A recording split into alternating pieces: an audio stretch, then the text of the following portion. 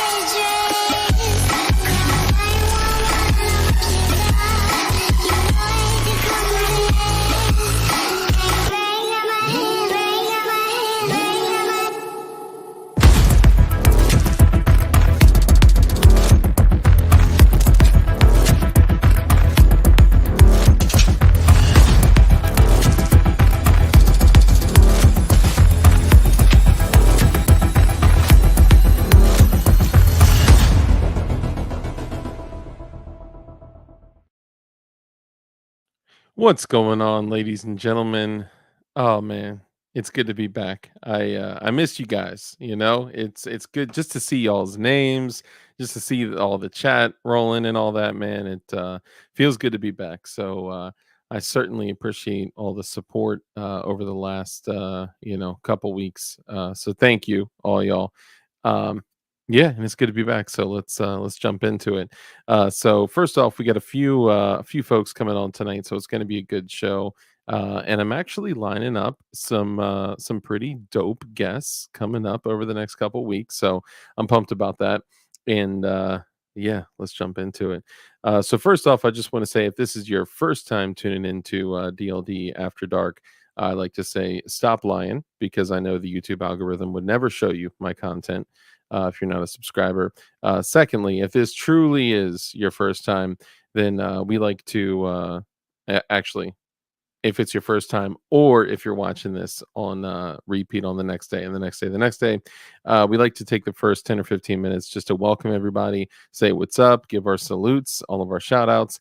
And if you are watching this on replay the next day or the day after and so on, do me a favor, throw in the comments, replay mafia, recapitulation syndication, all that good stuff. And we'll go through and greet all of our channel members because that is the only way that this show is receiving monetization is through channel members, and that's through all y'all. So appreciate y'all. Let's first greet dang old Matt that was first in chat this evening. Dang old Matt, first in chat. Why is that the first time that I'm just realizing that it rhymes? Anyway, dang old Matt, my guy, congratulations. You're due at least one fist bump. So Appreciate you, my guy. Thank you. And let's go through and say what's up to all the channel members. You know, we can't do it without y'all. Zanty Misfit, what's up, brother? Channel member, appreciate you. We got Blue Curtain Burner, also a channel member. Great to see you. Evening, folks. Appreciate the bonus with that DLD Barrel Dark. Absolutely.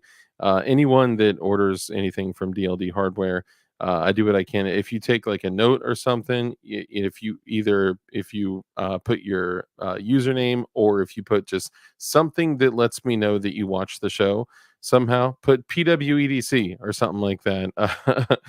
Put oh, one of Walter's things stuck to it. Oh, dang. PWEDC in the notes. Just anything, because I know a lot of people don't want their username associated with their, government name and info and stuff. Anyway, and just say something that lets me know that you watch the show. Usually I try to throw in some extra stickers and extra things that I got lying around, and things like that. Sometimes I hook it up, sometimes I do what I can, y'all. All right.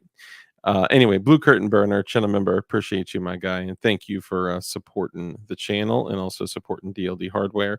Agorizer, brother, great to see you. I wish these emojis showed up on the computer. I don't know why they only show up on mobile, which is whack, but it is what it is. Agorizer, brother, channel member, appreciate you, man. Let's see, Zanty Misfit, Agorizer, Blue Curtain Burner. Let's see who else we got here. Flying Rich Firearms, of course, he's one of the mods. Appreciate you, brother. T for Tejas, what's up, brother? Great to see you. Appreciate you coming in and hanging out as well, my guy. Let me know if you got everything taken care of with the nod people. Let me know. I've been out of the loop. Honestly, straight up, my Instagram DMs have been like insane. I have barely checked them aside from going there for visiting like a couple people that I knew I was expecting messages from. So tons of people hit me up on IG, and I appreciate y'all. Just know that I'm not ignoring you. I'm ignoring all of them. So don't feel bad. All right. It's not a personal thing. Let's see. Agorizer, T for Texas. Great to see y'all. Blue Curtain Burner. Flying Rich Firearms. Let's see who else we got. Gort, great to see you, brother Gort. Appreciate you coming in and hanging out as well. We got Detective John Kimball. Great to see you. Turkey burgers are yeah and an American. Uh, you know what? I don't disagree at all. Yet they still taste good. But give me a regular burger. Oh, how did I do this? That's crazy. Give me a regular burger anytime, anytime. Mike McClune, the Goon, my guy, great to see you. Appreciate you coming in and hanging out. Not only is he a channel member, but he's also a mod. Appreciate you, brother. Let's see, Detective John Kimball, Flying Rich Firearms, Gort, and who else we got? Lightning McQueen. What's up, brother? Great to see you. Also a channel member. Eagle Run 23, my guy. Great to see you. Appreciate you coming in. And I did get your message, and that's dope. Super dope. Can't wait to learn more about that. Let's see. Lightning McQueen, Gort. Let's see who else we got. Blue Curtain Burner, Agorizer, Lightning McQueen, Mike McClune. Not my name. My brother, great to see you. Appreciate you hanging out as well. Let's see. Zanty, Agorizer, Lightning McQueen. I'm just going through, making sure I don't miss anybody. Johnny Ba, great to see you, Johnny Ba. Great to see you also a Chena Memba. Johnny Ba, Chena Memba. And let's see, Johnny Bar, Agorizer, not my name. Eagle Run 2-3. Let's see, Blue Curtain Burner, Agorizer. I'm just making sure I'm not missing anyone, y'all. Eagle Run 2-3, Johnny Ba, Agorizer. Dang, see, when I leave y'all in here too long. Hey, Senor Bob, Chana member. Good to see you too, man. Appreciate you hanging out, man. Appreciate the support, man. Over the last 2 weeks, just in not doing this for 2 weeks, I lost like 40 channel members. Can you believe that? Isn't that crazy? Like that's insane. And I get it, right? Because you pay for like entertainment that you like actually consume, right? So if I'm not here giving you content to consume, of course, why would you? I get it, but I was just kind of surprised that you know. Anyway, sorry, it's no big deal, but I just wanted to share that. Is that weird that I shared that with? I'm just always going to keep it real with y'all. Like I would definitely tell y'all if I received a federal grand jury subpoena uh, for DLD hardware, right? I would definitely say that on a I would definitely not say that on a live stream. And until legal counsel reviews said federal grand jury subpoena, I want to make sure that I can talk about it because the little part at the end there, as far as what I can talk about, is a little misleading. So I just want to make sure. But shout out to the folks at the GOA for taking care of your boy unofficially, totally unofficially. Anyway, moving along, more on that later. Senor Bob, great to see you, my guy. Johnny Ba, Gort, Agarizer. Hey, Slim223, brother, great to see you. Also a Chinamimba. Let's see who else we got. Johnny Ba, Agarizer, Zanti Misfit. There he is, JC Neener. Great to see you. Notice his name is not JC40, it's JC9 because we all carry nines because it's 2024 and no one carries a 40 cal anymore. Dark, have you been some merc work in Africa? Have you been doing some merc work in Africa? Not in Africa, not in Africa. Although I'm open to accepting applications for doing merc work domestically. So holla at your boy, 10 stacks ahead, son. I'm just kidding. Totally joking. I would never do that. Or would I? JK. Okay. Mike McClune, the Goon, Lightning McQueen, Johnny Ba, Zanti Misfit. Here we are now. I'm a China. Yeah, I know, man, great song. Anyway, okay, moving along. Let's see. Zanti Misfit, Lightning McQueen, Senor Bob, JC9, Mike McClune, Zanti Misfit. Dang, man. Lots of the same mofos. I don't mean to just keep repeating it, but I'm making sure I didn't miss anybody.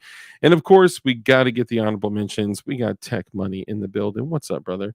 We got BV Luminous out here. Lies 40 for the win. No. If you are currently utilizing 40 Smith& and Wesson for your EDC, and that is, like, in your kit, like, it is ingrained in your gun belt and your EDC and, your mags, like, that's the caliber that you're running and, that's what you're stacking up on. You got thousands and thousands of rounds in the closet, and if that's you, put a 1 in the chat. Uh, if that's not you, and you maybe do the same thing with 9 millimeter, put a 9 in the chat. All right. Uh, I'm sorry. I got to call it out. No one's really using 40. I think 40 is, and maybe this could be a conversation too. 40 has its place, but this is one of those situations where because you're using equipment that may save your life, that you may need to rely on someone else in your little group to throw you a magazine or to have cross compatibility with some of your other boys' stuff. It's not worth it to be like, "Oh, bullets no fit." But you know what I mean? Like, it's just not worth it. So, anyway, 9 in the chat for your boy. And matter of fact, you know what? I'll say that right now. 9, boom, in the chat. 10 millimeter corte. Yeah, for real. Okay, we got the 2A boys. Nice to see y'all, man. Check out their channel, by the way. The 2A boys are really good people. Y'all, I know y'all know because y'all have seen them on the show. Y'all have seen them on, all over the place. Their Instagram is super dope, and yeah, check them out, man. They're awesome. Shout out to you and y'all's channel. G23, what's up, brother? 40 saved DLD After Dark's life. Did a 9 millimeter? Uh, uh, Not that I would talk about publicly, but yes, a 40 caliber did save my life. Technically, I mean, did a 40 caliber save my life? No. A pistol chambered in 40 caliber saved my life. But hey, I mean, semantics. Tomato, tomato, Fat Gray Man, brother, great to see you. Missouri Survival, what's up, man? LOL, I have a 40. That was my grandpa's. Dang. With shit tons of ammo, but my carry is a 9 millimeter. Nice. And I'm just picking fun at y'all. Let's see, JC9, Dark doing some ITAR violet. Not me. Not me. 9. Nice. Douglas Boing, great to see 38 special. Hey, I got a 38. Tuck, what's up, Tuck? Good to see you, man. 10 big boy. I got a 10 milli. Matter of fact, I got a 10 milli, 10 milli right there. Big old Glock. And it's actually a Glock 40 in 10 millimeter. So anyway, ding old Matt. Let's see who else we got for the honorable mentions. We got Toy Town. What's up, brother? Good to see you. FGM, great to see you, man. Raymond Stewart, what's up, man? Thanks for coming and hanging out. Blade Bay, great to see you, my guy. I don't know if you saw this, all right, but Tack Knives dropped their new OTF. It's called the Prism, bro. Drop point blade. It is gorgeous, and the pocket clip on that thing is super dope. It's solid, but not so solid that it like rips your jeans. And dude, of course, by the way, if you use code dark, you save 20% off your order. So just showing love to Tack Knives. These guys have been awesome. I don't know if the prism, you can't really see. There you go. You can't really see too much of the detail there, but I don't know if the prism is available yet. You'd have to check techknives.com, well, techknivesusa.com, but they got all sorts of stuff. They got great OTFs, and they're super affordable, so you don't have to drop like the, typical 3, 4, 5 hundo on a Microtech. You just, pick up something like that. Ooh, this one is dope. I got to show this one off. This one is the Ambi. Just look at the machining on those blades, man. They're awesome. Anyway, code dark saves you 20% off your order. Oh man, I got more. I got like all the tack knives here on my desk. Even hold up, even the little baby joint. Look at this. Beep. Watch. Oh, it's so cute. I know. So cute. And look at that little glass breaker. You know you ain't breaking nothing with that. I'm just saying. Anyway, sorry, my bad. Blade Boy, great to see you, my guy. Jason, great to see you. 380. What? We all got 380s, but man, come on. 999. Everyone's saying a 9. G23. Of course, G23 is a 1, let's see. I saw some other folks in here. Tech Money, my guy, great to see you. Red Dawn Readiness, man. If y'all have not checked out Red Dawn Readiness, he has an excellent YouTube channel that was actually demonetized before it was monetized. That's it's an impressive achievement. I mean, I was blown away. She carrying a 40 right now. Of course. BV Luminous, what's up, brother? Good to see you. DLD After Dark, 40 for life, 9mm limp press. Come on. Let's see. Who else did I miss? I missed somebody. G23, JC Neener, Toy Town, my guy, great to see you. Fat Gray Man, there he is. Testing, 1, 2, 3. What's up, brother? Great to see you. And let's see, G23. I think I got everyone else. Anyone else I missed at the beginning here? I got to go back here. Prepare Citizen, what's up, man? It kind of has that Microtech look. I had a couple Microtechs that we're kind of similar. Safety Haba, great to see you. You all definitely need to check out Safety Haba and Sten Parts dot something. This is the group of guys that my mom warned me about. Yes, absolutely. Christy, great to see you. Also a Chinamemba, great to see you. Damian Christ, my brother in Christ, great to see you. Let's see, Jenny Barr, Safety Haba, Christy, Flying Ridge, Tuck B, TV, Tuck by V, whatever. Y'all know what I'm saying. Let's see. Hey, Heller is going to be at the Guns Out TV event, and he's going to be a keynote speaker at the dinner. I will be traveling on campaign duty, so please say hi to him. Yeah, so I'll be there. I guess I got my dates mixed up, and I'm going to be with my little one that day, but I will stop by there with my little one, and we'll be hanging out together. So anyway, we got kind of a survival night tonight. We have a little group chat, a little big group chat, and in the group chat we have a bunch of dudes that are YouTubers, but also that are in like the survival world, that are in like the firearm, world. So we were talking, and I was like, "Hey, I'm coming back tonight from a little bit of a hiatus." A lot of y'all know, but some, if there are people out there that do not know, about 2 weeks ago, my father passed away, unfortunately, and I mean, he's with God now. He's in the kingdom of heaven. I know that with certainty, and can't be mad at that. It sucks. Selfishly, my worldly self obviously is sad and wants him here, but I know he's in a better place and he doesn't have to fight. doesn't have to be uncomfortable, and doesn't have to be in pain. So I'm good with that, and just kind of want to bring that out there, just throw that out there for those that don't know. And I know most of y'all do. So, but anyway, because of that, I'm actually going to be going to a outdoor long distance range, and one of the firearms that my dad had passed down, well, when he passed away, is a Sig 716 in 308. And before he passed away, when he was in the hospital, he was saying, "Hey, when I get out of here, you and I should really go out to an outdoor range and see how far, we can take this thing and really stretch the legs on it." So I talked to Dust, and I was like, "Bro, I know he wanted to take this out to 1,000 yards, and I know it can. It's not the easiest thing to do, but I was like, you think we can set that up?" And he was like, "Say less, most definitely." So soon, sometime in the near future, I'm gonna see if I can set up a time with Dust to do that. So shout out to the Tactical Turkeys and all those guys; they're awesome. And yeah, so I'll be taking that out in honor of my father, hopefully hitting a silhouette at 1,000 yards. But sorry about that. Anyway, um, in this chat, we got a bunch of dudes that are all about firearms, freedom, liberty, independence, and preparation and all that. So we're gonna go ahead and bring some of them in right now. I have our number one guy, whom all of you have met before, waiting backstage. Some of the others will come in as time goes on. But ladies and gentlemen, hey 308, good to see you, bro.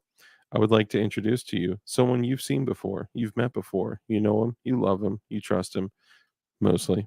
Your boy, Red Dawn. Hey, Red Dawn Republic. Nice, nice. Oh, you're muted. I think you muted yourself. There we go. There we go. New channel name. New channel name. Did you change the name of your channel?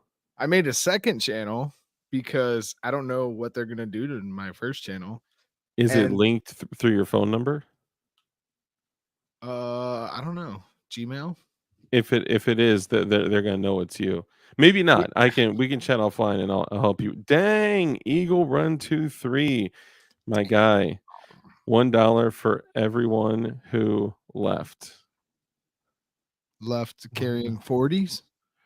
Oh, $1 for everyone who left. Yeah, dang, dude. Oh, First there was off, 40 channel members that left. yeah, because what? So 880, 120. Yeah, dang that. Yo, Eagle Run, man. Holy moly. First off, thank you. I certainly was not expecting that. Secondly, he's got a lot going on. He's always got some crazy stuff up his sleeve, and you should be reserving your funds, young man, for your projects. But thank you, Eagle Run 23.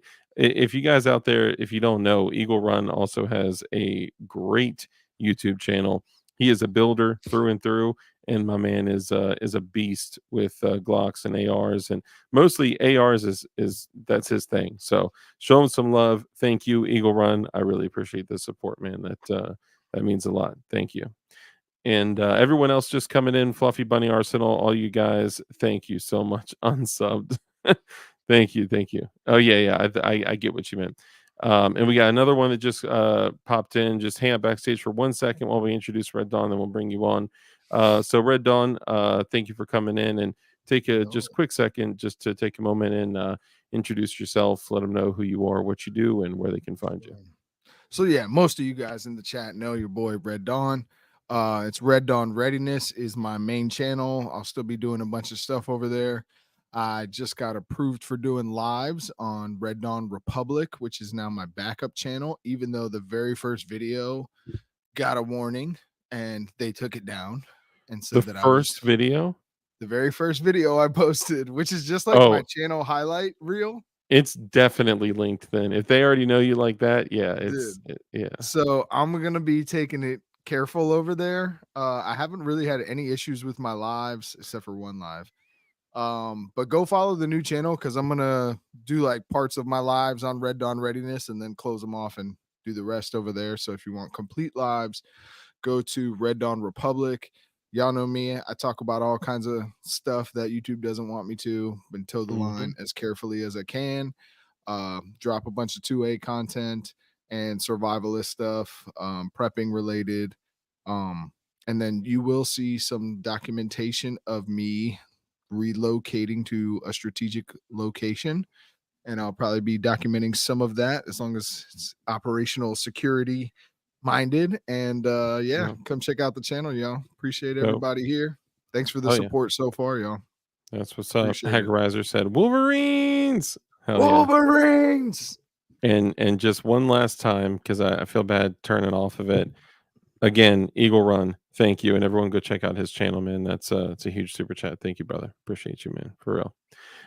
And a couple other folks we got backstage. We'll go ahead and bring on these other two gentlemen. And yeah, Wired Tight, you've been on the show before, but Hello. go ahead and introduce yourself. Let everyone know who you are, what you do, and where they can find you. So my channel is called Wired Tight. I also have a live channel called Wired Tight Live. So you can check both of those out. I've had all of these people on my show as well, and we do pretty regularly. So Yeah. it's just another place to come hang out and shoot the shit, really. On my main channel, I've done a lot of radio stuff. And lately I've been posting a lot of shooting stuff. And then the Instagram, I've been basically just posting fitness content on that. Nice. But yeah, that's me. Good for you. Yeah, dude, I followed a bunch of your radio stuff, man. Just trying to find out how the booth wangs work, And I know you, not booth wang specific, because you cover a lot of other radios, but it's cool, man. It's a completely different, animal. You get into survival preparedness, prepping. I kind of dislike the word prepping, but I mean, it is what it is, right? Call a spade a spade. But we get all this stuff, and we train and commit our lives to leading a life of preparation, and then it's like comms is just like this different beast. So I appreciate what you do, man. Thank you. Yeah, man, for sure. And we got Missouri Survival in the building as well. Welcome. And kind of do the same thing. Let everyone know who you are, what you do, and where they can find you. Trump voice introduction. Oh, God. Yes. But yeah, I'm Chris. I run the Missouri Survival YouTube page, and I haven't quite got my Instagram linked up, but I'm on there. You can search Missouri Survival. It should pop up now. I've tried to change that, but my content's mostly like bushcraft, a little bit of gear stuff, scenario type, war game type stuff, and Nice. just anything else, like a little bit of backyard blacksmithing, anything that I can do to kind of build my skills up and have fun doing it.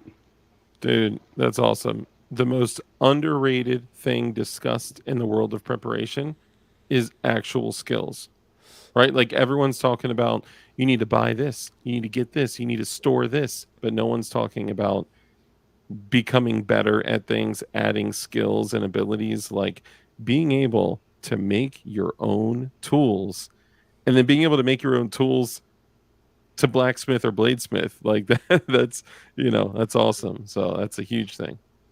He's got the best channel in Missouri. It's It's huge. the best channel in Missouri, better than all the others. Dude, we're in this chat, and he just came out with this Trump voice out of nowhere. You can tell it was like, you mentioned earlier, you were like, when I just kind of like feel inspired and just do it, it's just like so much better.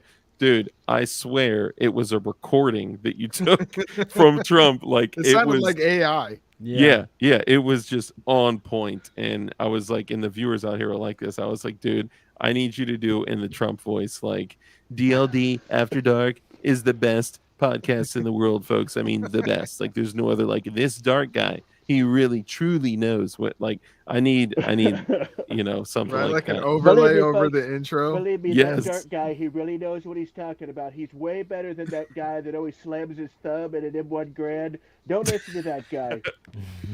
Dude, I'm probably gonna screen grab that and then like add it over the intro. That's awesome.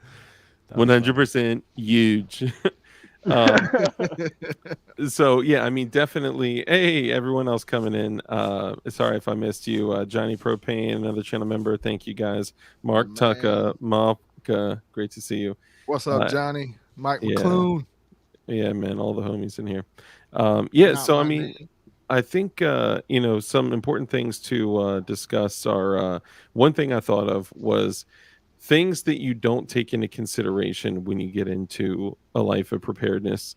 And I'd love to kind of go around and get y'all's idea on that. What for me personally, one of the things that I always think of is like when you first start kind of getting together, obviously stepping aside from like we know the best thing to do is completely detach yourself from the real world, the artificial world, and have a homestead, have land, and become 100% completely self-sufficient.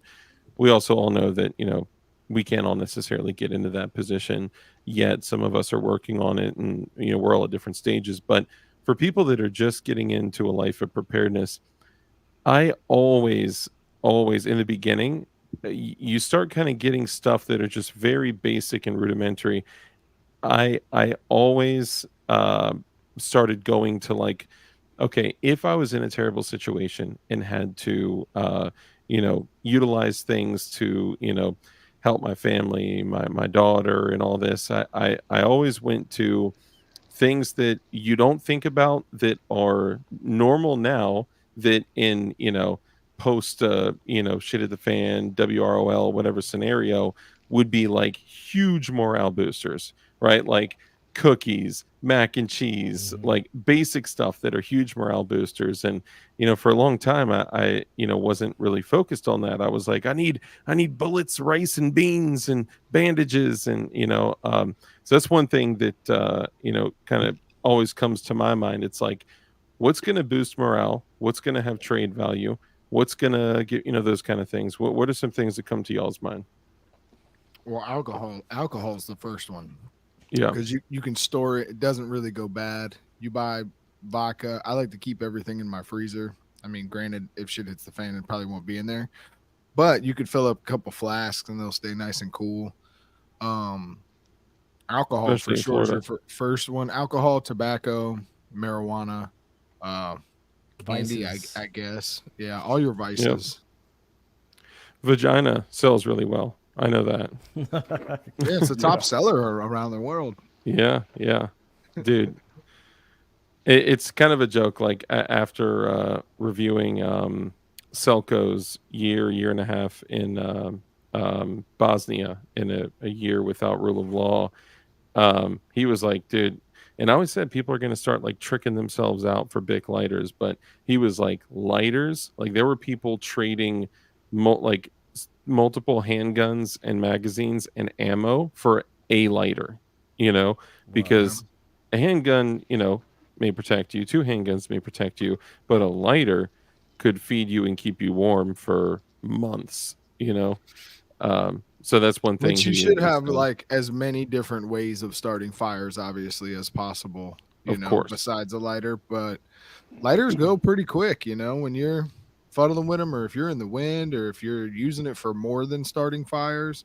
Hmm. Um, how many of you guys who have ever smoked or anything, next thing you know, a month you have like all these dead lighters, and you're like, how did all these lighters go bad? Yeah. You're like, I like Yeah. ferro damn. rods though. I mean, Yeah. I've been Yeah. like, when I light my barbecue grill or any of that stuff, I try to use something that's less convenient, and that way when I need the convenient stuff, I'll have it. But just to keep in practice, Yeah. things like that, or even flint and steel. I actually like doing that, but a lot of people really don't like that one. But it's kind of a slow, you know, Isn't Did you that more. did you guys ever use the old thing to light the Bunsen burners in middle bro? I school? was Oh yeah, literally I'm like, about to why say can't that. we find these? Where the I hell don't. are they? I dude, they're honestly think it was steel and a piece of flint or something like that, or those magnesium. are welding, like Yeah. oxyacetylene welding strikers. That's all they are. They sell them at Harbor Freight. I actually keep one of those in my kit. Uh, Dang, I need one of those. I'm going to get one tomorrow. Yeah, Yeah. it's just a small ferro rod on a piece of wire going over a hard piece of steel. So easy. Just clip, clip, clip, clip, clip. Yeah. Yeah. Yeah. I definitely need one of those. So what for you, Red Dawn? What are some things that you keep that'll be like morale boosters? Nicotine pouches, Hmm. dip. I mean, only because, you know, you can't smell anything. you're spitting, but like there's no like fragrance to it. So if you're having to keep a low profile, you can still have something in and not give away your position. Like, oh, there's a bunch of dudes over there smoking cigars or whatever. You know, you're not leaving any signature with nicotine. Mm-hmm. And I mean, other than that, one of the things I've talked about recently, like one huge morale booster, like we get on here, right? We're all not doing any real vices. Like some people have a beer or whatever, but like being together in a group alone is a huge morale booster. We have a big problem Yeah. in society because we're so isolated. We all come home to our individual pods and we don't have that like tribal feel, but people are alone just hanging out and being a good storyteller. Laughing about the times before the world was what it's probably going to become. You know, those Mm-hmm. things alone I think we overlook, and that's another reason why your group is such an important thing, to have cohesion and strong good relationships within your group. Because think about if you have a woman with you, you know, if she has more women around her, that's a huge morale boost. Like you can only have so much alcohol or candy or something that's going to help you. Nothing really helps us at all in our life as much as human connection is by far Is the it greatest thing. is it true that the bears can smell the menstruation? I think those are sharks. I Oh, think that's okay. the All right. sharks. Monkeys can, so I you know, it wouldn't surprise me if a bear could. I personally try to get every single Anchorman reference I can in everything. You know, like why not? The bears smell the menstruation. What about you, Missouri Survival, for like preps that are morale boosters for you, for the kiddos, for whatever. Well, you know, I mean, there's going to have to be some like level of security, but there's going to have to be a time where people can have recreation. I mean, and reading is going to be one of those things. Yeah, I was gonna And say even books. yeah, for sure. books and like board games, especially if you've got kids.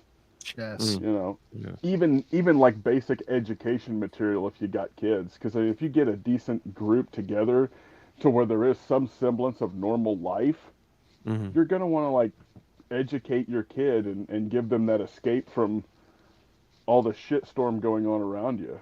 Yeah. Yeah. Yeah, I got a huge stack of a bunch of those like school book kind of work and craft stuff for like kids for like elementary school age, to where it's like, hey, you can do this, you can learn, you can color, you can play, while we go schwack bad guys in the face, you know. Yeah. Well, it's like we're homeschooling my kids, so that's sort of built in now. We've got all that type of stuff. We've got the educational side and the more fun Nice. painting and recreation stuff. Hell yeah. Flying Rich just came backstage, and Flying Rich, you are not allowed on the stream without showing both of your hands. I'm just kidding. He's famous for showing things that get you pulled off of YouTube. So welcome, Flying What Rich. was weird was the last time I picked up. Oh yeah, I Stop looking showed around. the. Stop looking around. I don't like that shit. They're all not in this room. So I showed the CZ Scorpion with the Safety Harbor compact entry stock, On a and live stream. just the least like amount of gray was across the bottom of the screen. I love that you're like, so I showed this gun on a live stream and just the No. smallest Just bit." I'm showing the compact entry stock how it works, and it's like, oh hey, here it is. Yeah, It's beautiful. I get it. So I get it. can I tell you what a failure I am at prepping? So we have a fire pit at the house, and my daughter through middle school, high school would have parties, and we have a fire pit, and there's lots of pine needles. So I would, with flint and magnesium, start every fire at the fire pit, and I don't know how she had to see me do it a dozen times.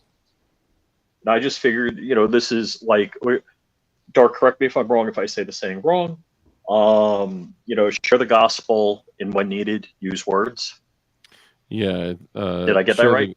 Share the gospel at all times, and when necessary, use words. So I'm kind of thinking of parallel to that, Mm-hmm. Like with my daughter preparedness? says, yeah. So my daughter says, Daddy, if a hurricane comes and the power goes out, will the fire work? Will the fire what? Sorry, I broke up. Will the fire what work? Will the fire pit still work? I'm like, oh, I'm a failure. I'm a Oh, my failure. goodness.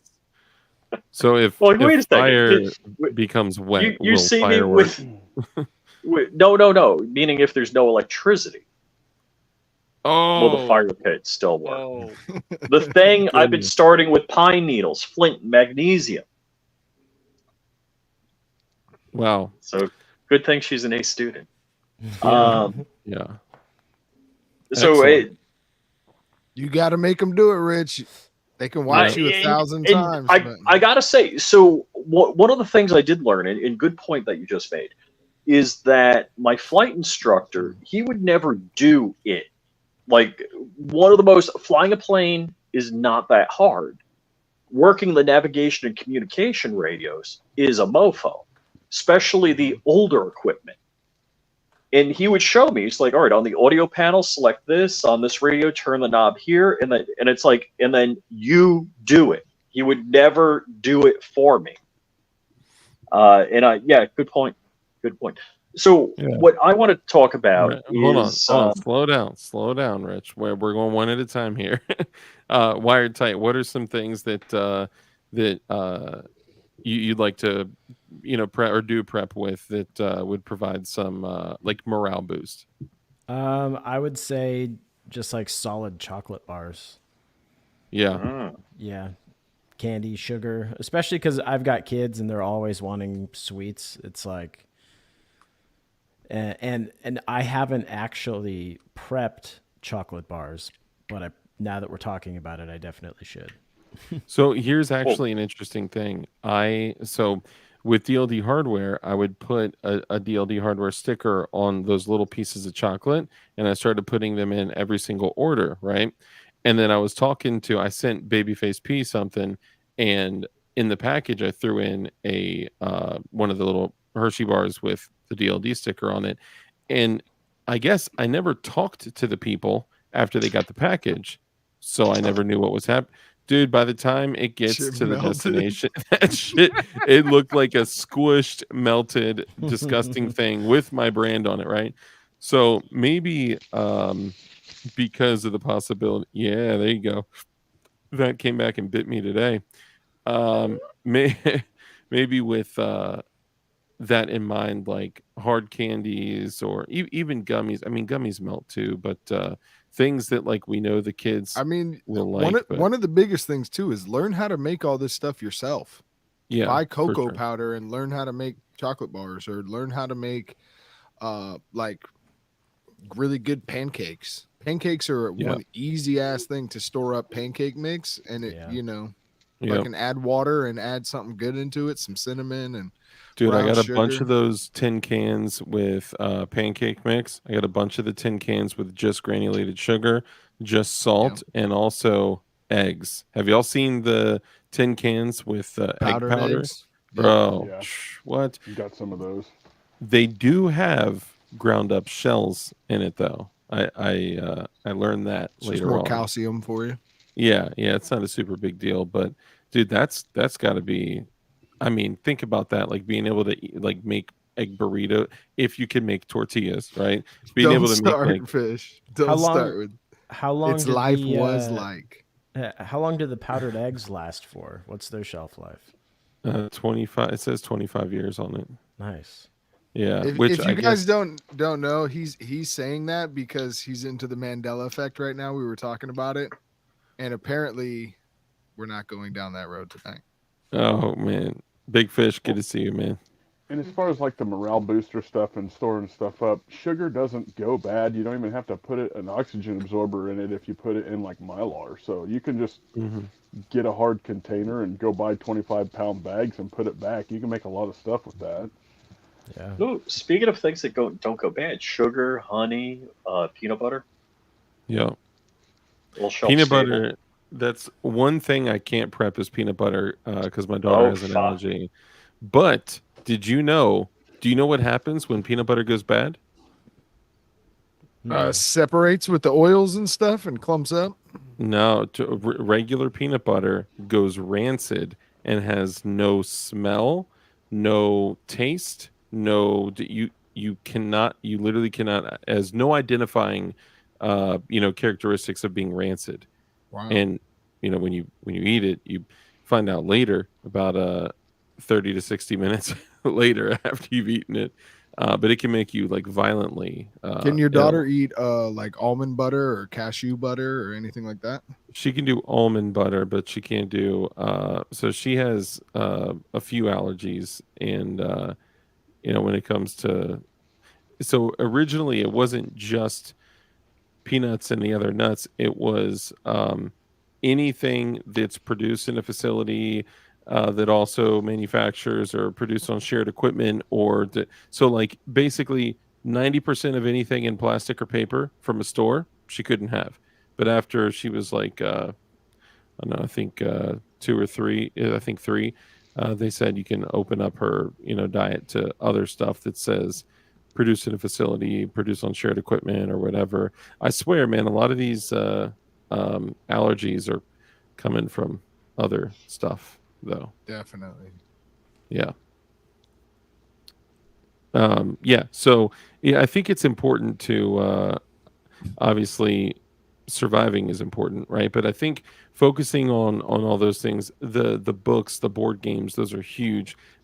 Sweets, things that are gonna boost morale. Like if you're having to, walk your kids through, city streets and stepping over corpses and, literally be shielding themselves from, gunfire or hiding from government bad actors, things like that.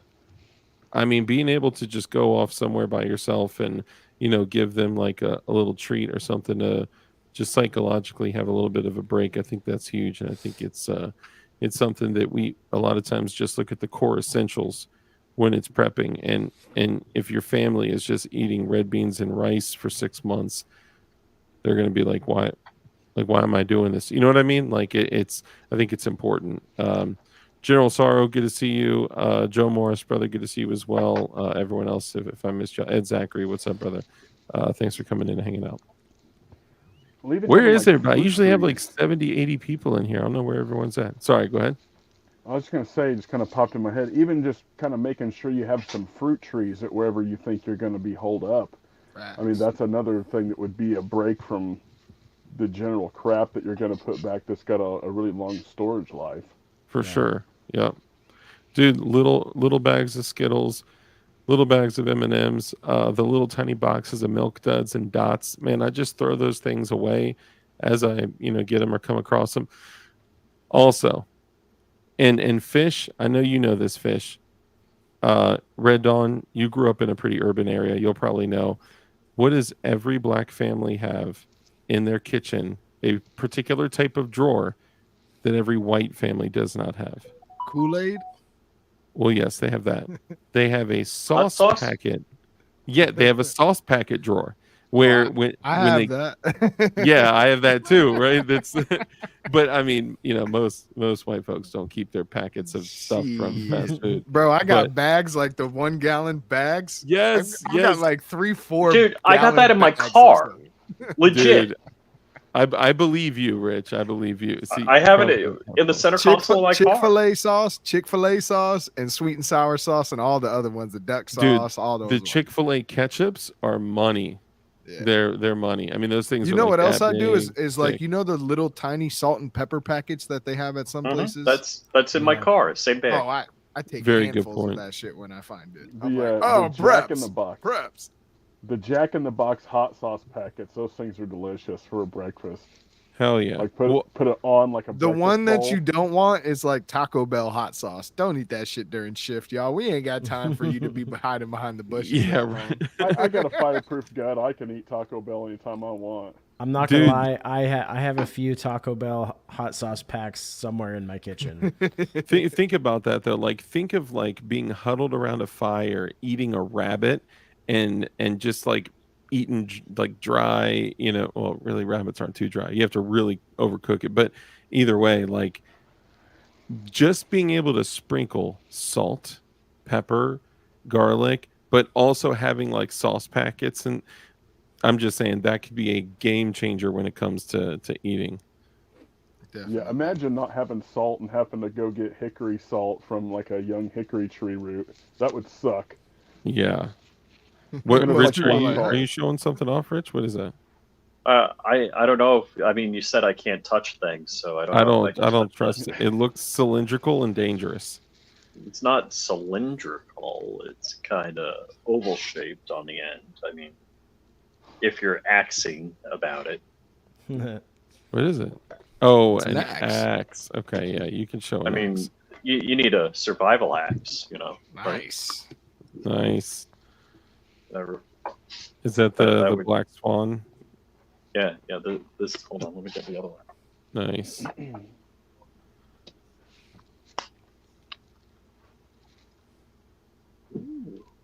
Wow. Yeah, that's badass. That's dope. It's got the black swan, swan on it. There you go. Look at that. That's pretty right Yeah, there yep. with the BS. I guess it's not the best acronym. You know. I kind of like it. You know what? Works for me. Oh, dude, it's beautiful. Hold on. Let's see if I got it. Where is it? Hold on. Yeah, I mean, besides having like firearms, you should totally have melee weapons because eventually, if You you, got ain't got to. shit else, you gotta Okay. have some melees. Who in your kit? Who has a slingshot or two? I have one slingshot, and I need to get some of those like 9mm size steel balls. I don't have anything. Oh, yeah. I'd have to be shooting Amazon. like nuts and bolts out of it. I do have Amazon.com. I need to get a slingshot bad just to get practice with one. Well, you should just order Well- the ball. Oh yeah, those will get you too. But In- even the bigger ball bearings, or if you can go to like a rock shop where they have like carved rocks that are all perfectly round, those Yeah. will just dude, and they're cheap too. Like Mhm. slingshots are pretty inexpensive. And quiet.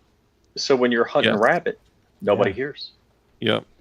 I do want to you show guys- off this one thing real quick. You know, when you look at like folding saws and things like that, like usually those have like pretty shoddy locking mechanisms, and they're not like rated for like impact, right? Like this is about the size of a pocket folding saw. Here, let me make myself large.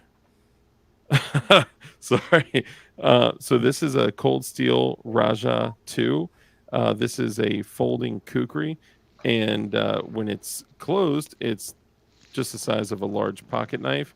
But when you open it up, dude, this thing, if you choke down on it, dude, you can literally baton through wood with this thing. It is solid, and it's got the triad lock on it. So that little 4mm, it's like a 4mm steel pin. The lock never impacts the blade because it's just beating down that steel pin. So you can literally, I think it holds it like 440 pounds. You can also, choke up on it halfway. It's got these little indents that you can choke up on if you needed to like whittle a spear for flying rich, something like that. So something like this is super useful just to throw in like kit or a bag or something like that. Kurt 24, what's up, brother? Speaking of kukris, I'm thinking I'm gonna try to do a test on a deer when I get one this year. I don't know if that'll be YouTube appropriate, but I've got this is an Ontario 6420, like it's pretty thick, and get that in the camera. But it's a slab of steel. Nice. But I'm gonna try and see if I can't like hack some limbs off of a deer this year when I shoot one. Are you gonna try to do like noggin removal with it? I was gonna try a little bit of everything. tyrant scalping. Maybe play some death metal in the background while I do it. But Dude, you Just do definitely something need to really crank. ridiculous. Let That'd the be bodies awesome. hit the floor. I want to be there for that. We should plan that. we might be able to do that, like, because it throughout deer season. Yeah, that'd be fun. Dude, It'd be really cool. I'll film it. But we got to play 6 Feet Under, Torture Killer. That's the song that's got to play in the background. Okay. dude, the K-Bar kukri, that thing is a beast. I have literally like thrown that thing at trees, and I finally got one little bend in the blade just at the very tip. It like folded over a little bit, but I just kind of snapped it off, and I just kept throwing. Dude, I've beaten the dog shit out of that thing, and it just kept asking for more. So I was like, all right, you're going in the sheath, and you're gonna, you know. So I'm sure Ontario didn't Ontario stop making knives recently. They had some sort of snafu, but they've been resurrected by the distributor that bought them out, so they're already back with, I think, some of the original staff that were making the knives. So that's cool. And they're just one of the best like value brands you could get. Like the SP10 Raider Bowie, dude. I have one of those, and I've got a lot of the black coating knocked off of it from batoning and just really abusing it, and that thing is solid. I love that knife. Dude, most people don't understand batoning and the benefit of batoning, or the benefit of having, even though it's not recommended, the benefit of having a solid folder that can withstand batoning. Right. How much is a good baton? Because the prices can be pretty up there. Well, so what batoning we're referring to? So let's say you need to split wood, and this is a perfect point. So let's say you're around a campfire, you don't have an axe, and you need to split wood to like cook a meal or something. That knife I just showed you. Let's say this is all you have to split wood.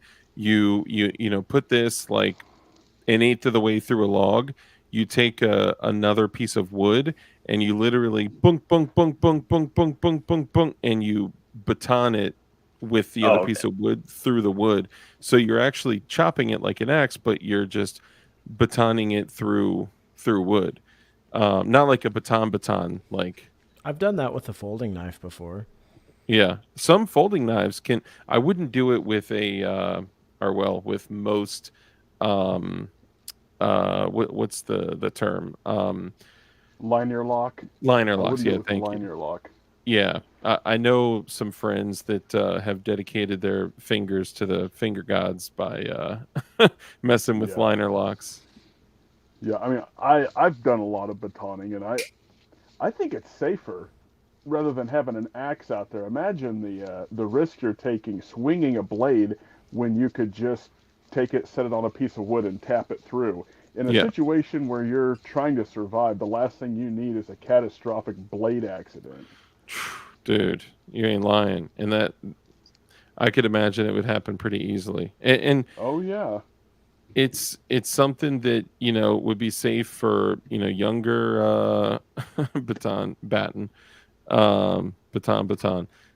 It's something that is safe for kids to do, and if they get the blade stuck, then an adult can kind of help them through it, or and I think it's something that everyone should practice. Like Rich, next time you're out there, if you have like in your backyard, because you got like the wilderness right outside your backyard, grab a chunk of wood or something like that, and you could honestly, you could even baton through a 2x4 if you wanted to, just to kind of test it out. Get a solid folder that's either like a lockback, or I'm a cold steel slore, so I love these. Mostly I usually only use the ones with the triad lock on it, but these, I mean, they say do not baton with them, but you can totally baton with them. They basically like kind of like play it off like, don't do it, but you totally can, dude. They're like, we just don't want the liability. Just make sure that you're going with the actual grain. That's some wood has got some crazy grain, and it's better to not try to baton that or go through knots and stuff. Yeah, yeah. As long as you've got a good straight grain wood, that stuff will split easy. Did somebody say catastrophic blade? Yes, we were calling your name, Putang. Good to see you. Yeah, no, that's definitely an important skill. It's something you got to practice too. making a fire, you know, not just Rich, next time you're with your daughter, you should, when you're starting a fire in the fire pit, like put something flammable underneath there and tell her that you're turning the fire on with your app, or like with an app, Right, right. and then like throw a match in there or something like that, you know. Mm. Would any would any of these guys be willing to sell me some turkesterone? I could think of Crumpy will one sell you person. Yeah, Crump got an offer from a turkesterone company. from the turkesterone wholesaler. Hey, look at that, Kurt24. Thank you, brother. This is the Gideon Optics link there. Thank you. And if you use code Glowies, you save a bunch of monies. So shout out to you. Dude, another thing I think that is like highly underrated, and maybe we should go down like underrated equipment topic, a poncho. And different ponchos for different environments. Just in case like things change, seasons change. Contractor trash bags. People don't change, Jack. Dude, trash bags work great, and they're basically trash, right? So you can change it, you can paint them, you can, affix. No, I have like a half dozen or more contractor trash bags in my kit, because you want to make a pillow, you want to make a sleeping bag, you want a rain poncho. Yeah. Yeah. Yeah. Yeah, you can catch water with them. Did somebody say that? Yeah, well, I mean, you could just Absolutely. go to a decent stream if you needed to take it somewhere and boil it later or something. But like, if you had a tough enough trash bag, like the heavy, like industrial ones, man, you could carry that for as long as you wanted to. The only thing I would say, water collect. Yeah, for sure. The only thing I would say is with the contractor trash bags, the only thing I would not do is do not take your 2400 lumen goon beam and hold it up directly to it, because I learned it'll blow a hole right through it. I was like, I mean, I think they're phenomenal too for like if you were going to build a shelter and you're using mostly like wood and brush, then you could put a whole layer over your roof of contractor bags, or a layer on the ground and just slice them open, and you'd have a layer where you're off the actual dirt and have, actual coverage. Dude, we may need to turn these into shoes one day, especially the way things are looking, The best thing making we got shoes alligators is tires. in Florida for that. Yeah, but you still need, I think, tires, dude. If you got tires and you can cut a tire, you got something that cuts them easily. Yeah, you can cut a sole up real quick and tie some string right through that shit. For sure. They do that all I've been over. thinking about doing that, going and getting some more tire caps and trying to make some Jerusalem Cruiser sandals out of some Freightliner. Dude, hell yeah. Fucking run flats, dog. Yeah. Diapers Outdoors, welcome. Thank you for joining us. Yeah, I bet they would. I mean, dude, there's so many things. And also, like you mentioned, learning how to blacksmith and bladesmith, learning how to work with leather, like that could be priceless, Mm-hmm. Yeah, everything that we're that. so used to just buying. Or learning how to work on your car. That's important too, because they'll be running for a little bit, I don't know how many of us have vehicles that could withstand an EMP. That's why you need a fucking Ford Ranger. Yeah. I saw that today. Does anybody have that EMP shield product? No. Have you ever heard of that? Tinfoil? Is it called tinfoil? No, it's this thing you literally like. Don't you plug it into your vehicle and it like absorbs the. It's supposed to. I've heard it advertised a lot. I just was curious if anybody had one. It works. It works at taking your money. I know that works. If you want one and you need a discount, I know Marfugal TV offers like a big discount for them. But yeah, how can we test it? This is my question. Yeah, do you ever test it? You actually can. There's test equipment. But this is my thing, right? If we can buy those on the civilian market, how the fuck is the EMP ever going to affect us? If you can go buy one of those, wouldn't the government have that shit on everything at this point? Yeah, but you can't plug a device in to fix EMP. That's Right. not how it works. Right next to the meteor repellent. I mean, it's hard. Obviously, when I saw it, I got curious, right? But I was like, that math isn't mathing, right? Was it on the same shelf with the pet rock? Dude, it's probably, if I recall correctly, you know how like when you go watch a YouTube video and it has a one of those like ads that's But like, wait, there's more. here's how I built 6 ghost guns that the government will never know about, and it's like, buy my book, I'll send it to you for free, but shipping My is perpetual motion $79.95. machine formula book. Yeah, dude, we need to be talking about like teaching people how to, build a pyrolysis still to be able to make gasoline from trash. Like teaching people how to, like, there's so many things that we could. You know what? I should feel make like a lot of YouTube times channel. though, there's a lot of stuff. I was actually, it's funny you did your title is like the truth about prepping, because I was gonna do a video here shortly, like pretty much with that title. And before we even get to like living where you can do stuff, where you can even go outside your house and not worry about getting capped from 100 yards away for fucking having clothes on and people With needing Well, you shit. pop smoke, With- then you go out. a boomer with a Mosin. Okay, Yeah. with a boomer with a Mosin. Yeah. But I just think that if society breaks down, you're gonna have some time before there's gonna be downtime. Like it's gonna be constant people on watch, surveillance. How big is your group? Being silent in your house. I mean, if you're like in a complex or something and you have a big community and you know people, you may be able to do stuff. But the moment you start outdoing everybody and you're living comfortable and they're all hating their life, someone's gonna spot you. You So- mean my solar panels and batteries and Yeah, The like if you people got that shit all running- laid out on your front lawn, that ain't gonna last real long. You know what I Yeah, mean? the people running Jenny's out of their back door, like Yeah. you know. no, all that I'm full silent. I'm pricing doing a full solar off grid system. But think but about think, someone with a drone, right? If they fly Mhm. that drone over your property, they're gonna see everything yeah. you got in your Yeah, yard. they see me by the Yeah. pool with my AK. Yeah. Yes. I mean, Well, look, and, like imagine having to be your own fire department though, because fire's easy Oh, to yeah. make. yeah, You know, yeah, yeah. that's, people don't think about that. yeah. I know a guy, I'll tell you guys a quick story. He built a whole sprinkler system up in his attic. So that way, if someone threw a Molotov cocktail and it sprayed outwards towards the roof, so you can run. I mean, this is like a big project, but Was you it could, like gravity fed or how was it set up? it was with PVC pipes and just full of like a turn on and turn off.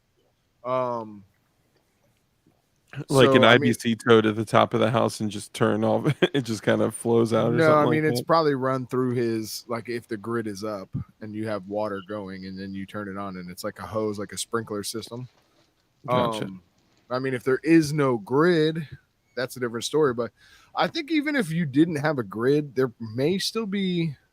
It really just depends. I don't ever see an EMP happening. I just don't. And if Yeah. it does, it's not Not gonna. really You're either. not gonna give a flying fuck about EMP shields. If it does, it's going to be by our delightful United States government. They either did it or allowed it to occur, which sounds eerily similar to a certain type of assassination attempt.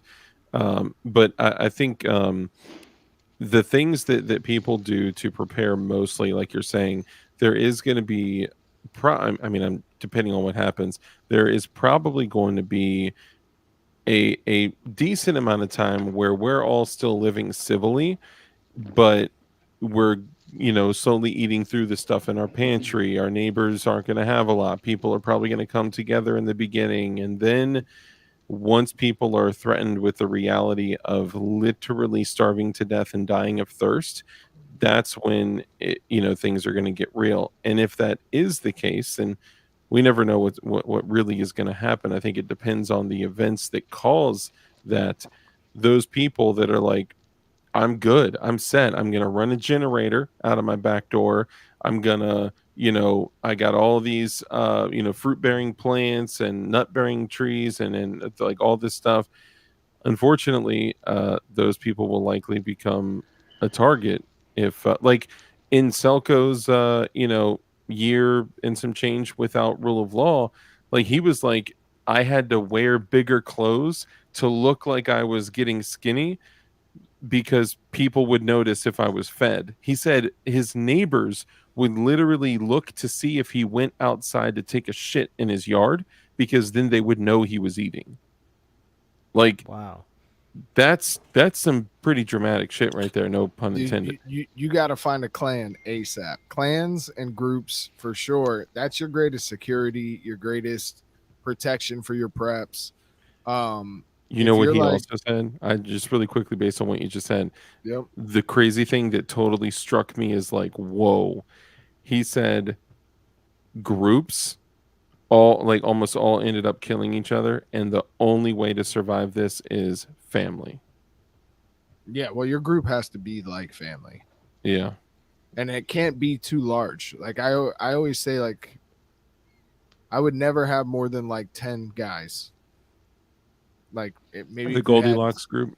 yeah, It, you'd have to seriously, have that. it can't exceed your food production, because if No. it does, you're gonna Yeah. have people behaving badly. For sure. Yep.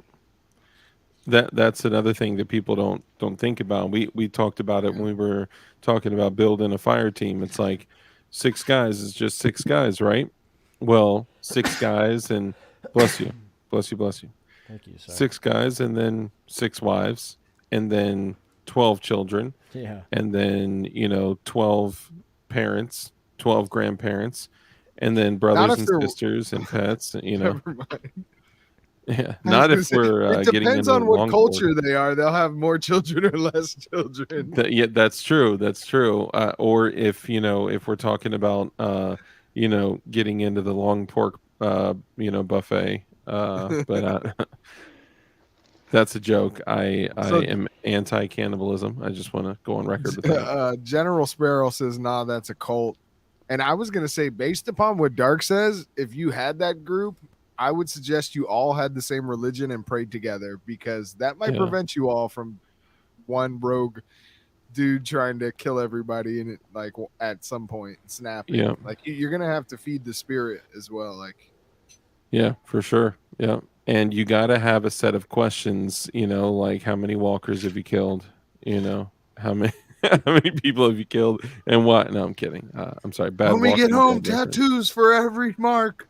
The one tattoo Uh, artist in the group. Robot dogs. Nobody messes with robot dogs. Yes, this is true. You're If fucked. people see a robot dog walking in front of a group of people, they're going to be like, oh, hell no. That thing is like, bzz, bzz, bzz, bzz. Yeah, I'm not There messing was with that. one recently. I think it had like a 40mm launcher on it, on the top of it. And Oh, yeah. then, yeah. And then there was another one with like a small minigun, and it's just like, bro, if they sent out So a you, fleet, you need a we'd all be Cybertruck with 2 robot dogs, minigun, and See, chaingun. I think Tesla is like the setup of a century, and I think like anyone that is in a Tesla that's like a military age male that is armed and defiant and believes in limited government. One day that Tesla is gonna lock you in and drive you to the freaking police department or DHS or something like that. Yeah, I mean, I think we're all being set up. I think the whole, if Trump gets in and makes Oh my goodness, dude. world peace, and we Dude, get my this bad. world I peace didn't thing scroll going on, down. It's all I'm good. so sorry. I Dude. literally just got in, so it's okay. Oh, okay, cool. I was like, hold on, why do I have the little scanny downy thing? My apologies. DJ, welcome, man. Appreciate you coming on. What's up, DJ? What's up, gents? And I'm sorry, I totally interrupted you as well, Red Dawn. Oh, I was just gonna say, I mean, I think the setup, these people are real smart. I don't think their plan is just to Venezuela us and have us all go crazy and want to hunt them down and kill them. I think they have hopefully a better plan than that, if they had any thought, right? We're talking about like probably a century of planning, from generation to generation to generation of pushing this. And granted, I do Well- think the Democrats are like the really shit side and the bad guy, but it's like when you write the story, you need to have the bad guy who looks like shit, does the dumbest shit ever, is Yeah. hated by ever, and then you have the good guy swoop in, and what happens after the good guy takes out the bad guy? Everyone's Right. like, "Yay, thank you, everything." And then for they you." The pull more back the important curtain. question you have to ask is how many people have a friend with a tank in their carport? Raise your hand. I'm just kidding. I don't. They're He's more in the prevalent chat. than people think. How many of you have a friend that can synthesize high explosives that blow up between 8 and 9,500 meters per second with just the stuff that's already in his house? I'm just kidding. Sorry, bad joke again. It's good to know Actually, pilots too. It's not a joke. It is very good to know pilots. And I'm just kidding. I do love chemistry, and I encourage all of you guys to look into chemistry as well, and look into, things of the chemical nature. Go on. Isn't chemistry when like a man becomes a woman and stuff like that? I think that's how they teach it nowadays. I don't know what a woman is, Me so neither. I'm sorry I can't. I think it's can't- whoever identifies as one. Dude, I could hear that in a Trump voice. For some reason, when you said that, I wish we had someone that could just do like a awesome Trump voice. So here's the thing. I was like ADDing out there for a second. What was he actually saying? You know what? I could only try to do it in the Trump voice, and I can't do the Trump voice. So it didn't even make sense. It was just talking about like women being, women, and like, what is a woman? I don't know what a woman, that kind of thing. It was senseless. Oh yeah. It's one of those things that, I would have to get inspired. we'll inspire you soon, So- I promise. Can I convey a med kit thing that happened to me? So one of my Sure. buddies that's into prepping, him and his wife, one day a month, they make something from their food stores, so they know how the stuff works. The kind of in the IT world, we need to test crap rigorously, and so I years ago bought like a survival backpack from Costco, and with X days of food and this and that and whatever. And then there's the med backpack. Oh, you're Well- set. Dude. You're set. So we needed something for the dog. We noticed there were sores on the dog. We're like, all right, let me get some gauze. I'm like, hey, let me break open the med backpack. I'm like, pry bar, cheap shit twine, not paracord, cheap shit twine. I'm like, these Mylar baggies of water, and I'm like, I don't even think there's a fucking Band-Aid in the med kit. Yeah. Usually there's I not was- boo-boo kid stuff in there. I was like, so finally in this big ass red backpack that was like $175. I don't remember what it was. Bro. There was like this little plastic clamshell with like Band-Aids. Insect bite, a small little like the little butterfly packet of- Band-Aids. alcohol and wipe. it's like there's not even goddamn aspirin in there. Like it's not like there's a pack of Motrin or something, like nothing. Not like, so you have to think about, like, realistically what I wanted to do is I live in the redneck part of Palm Beach County, and probably not this time of year, but maybe like in December or something like that. What I wanted to do was a 3-day hike in the redneck part of Palm Beach County, in my neighborhood. And so this was my plan. It's not real authentic. It's more Bear Grylls and not the Survivor guy. But I was going to camp in my backyard every night, but I was going to concealed hike so nobody saw me every day, like a certain distance with all my kit, and then set up get back to my backyard every night and camp in my backyard. Like, how far can I travel? How much gear can I take with me? Mhm. And how many days can I last without being seen, without being discovered, Mhm. and moving around? So every bit of weight in your kit, like if you plan on being mobile, is like weighs against you.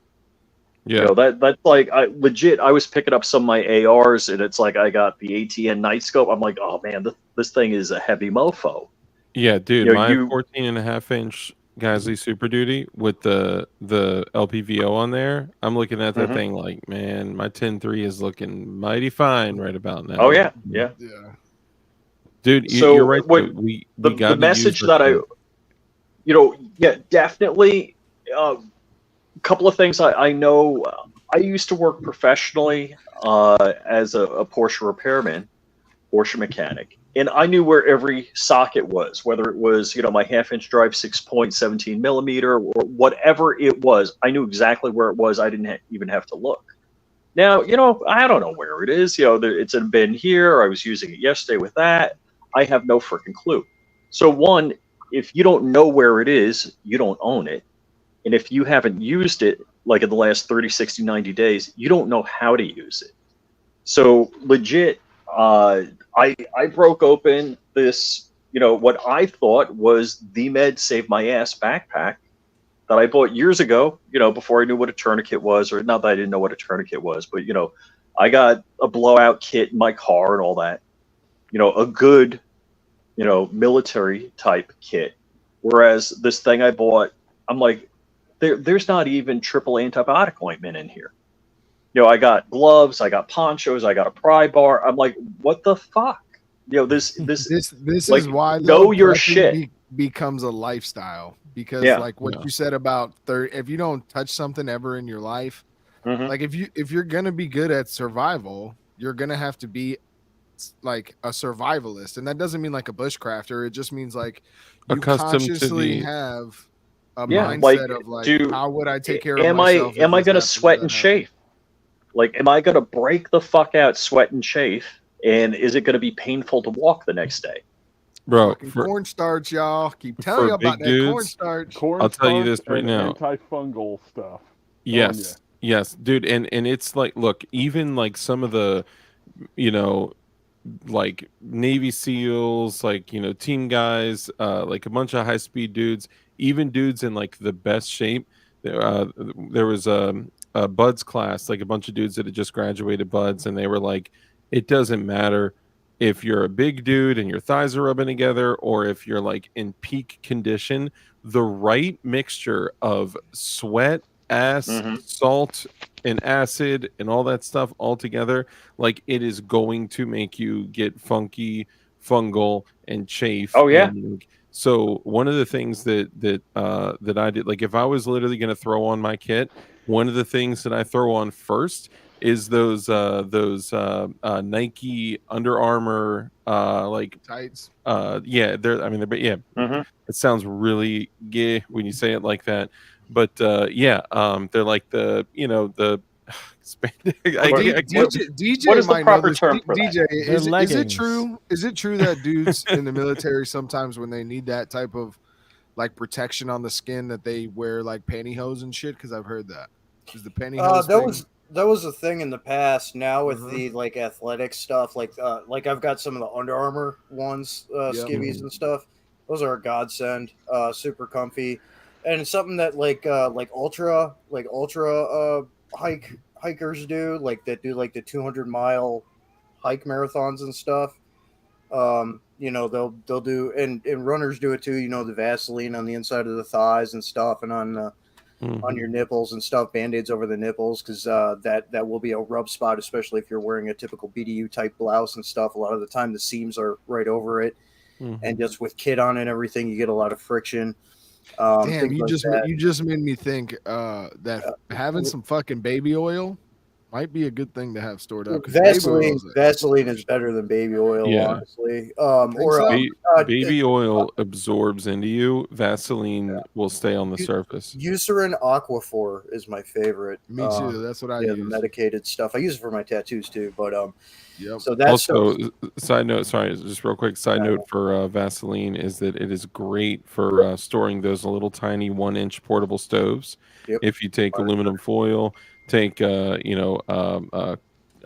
ball, Cotton ball. and then glob Vaseline all over it, drop it in there, fold it up to a 1 square inch, you know, little piece, throw it in your Highly pack. flammable. when you need to use it, you take your take your knife, cut an X in it, and then just peel the sides up, and then start that fire. That thing will be a little and you can hold it. You can literally hold it, move it around. You can use it as a light source, dig a little hole in the ground, use it as a warmer to heat water up, or use a few of them to make food. There's so many things you can do with it, but Vaseline is petroleum based. So Yeah. sorry, DJ. No, you're good. So the longest hike that I ever did in the military was actually, it's called the Eagle Ruck March, which is the final ruck march you have to do to graduate infantry school. And we ended up doing 53 miles in a day. And that was with full battle rattle with between 85 and 100 pound LC2 frame Alice ruck on. Probably it's closer to 100 pounds. But we just typically it's about 35 miles, but we almost doubled it. How long did that take you? All day. It took us all day. 24 hours type all day? It was probably about 16 hours. Probably about 16 hours. We're at a pretty good pace. And then at the end of it, you end at the top of a hill, and then you get your blood rifles. They slap a pin in you and draw blood. That's how they did it in the old days. They don't do that anymore. But yeah, that was the longest one we ever did. But I mean, and I've done that with the ruck that I have back behind me, staged over there. Tasmanian Tiger Mark III long range raid pack, which is they say it's like 53 liters. It holds more than that. It's more like a 70-liter ruck internal frame. Super comfortable. Most comfiest ruck I've ever used. And then I have some additional external GP pouches. To that extent, some of my fire starter that I have, I take the waterproof screw cap cigar tubes and that paper lining that comes with cigars. I'll stuff lint and paper and all that in there to make a tube full of fire starters. So you just pull a little bit out with that paper wrap, break it off, and you can light even wet twigs with that. So it's very similar to the Vaseline trick, but I keep a couple of tubes of that in my bag. Nice. Apart from the dry trioxane dry fuel tabs and stuff. Just things like that. But yeah, some of the other stuff, I mean, kind of circling back a little bit, because I was listening to your guys' talk before I jumped in, and right before I jumped in, you guys kind of shifted a little bit. But like with some of the emergency contingency stuff, that's a big thing that I talk about, is things that are most commonly going to happen first are going to be fires in the home and natural disasters before anything. I mean, those are common daily kind of things, so you got. Could I break in with some breaking news? Absolutely. Iran says Hamas leader Ismail Haniyeh was assassinated in Tehran. What? Oh, Mossad. Oh, yeah. Mossad and Sayeret Matkal have been operating in Iran for years. So good work. Dang. Yeah. You heard about the raid a couple of years back where the Iranians were literally storing like all these data drives and like server drives in just basically a dusty, dirty mud hut storage shed. And Mossad got in there and stole everything. So Israel had like all of their recent information and intelligence stuff and like technology on their enrichment plants and like everything else, apart from like a bunch of other stuff that they had in the works. So like that one raid, and it happened a couple of years ago, that one raid set Iran back about 40 years. So wow, that's crazy. Yeah, they had a big press brief about it back in the day. It was probably it had to have been 5 years ago, something like that.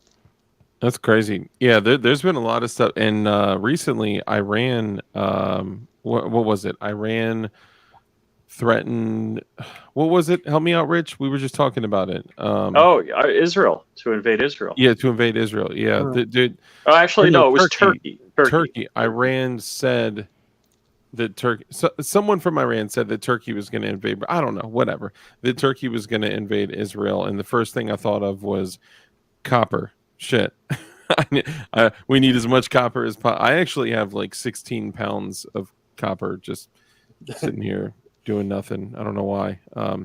But anyway, DJ, let's do this because everyone else got to introduce themselves. Before you continue, take a moment to just kind of introduce yourself, let everyone know who you are, what you do, and where they can find you. Sure. So DJ, for short, everyone just calls me DJ. My channel is DJ the Metalhead Mercenary, exactly how it is here for my screen name.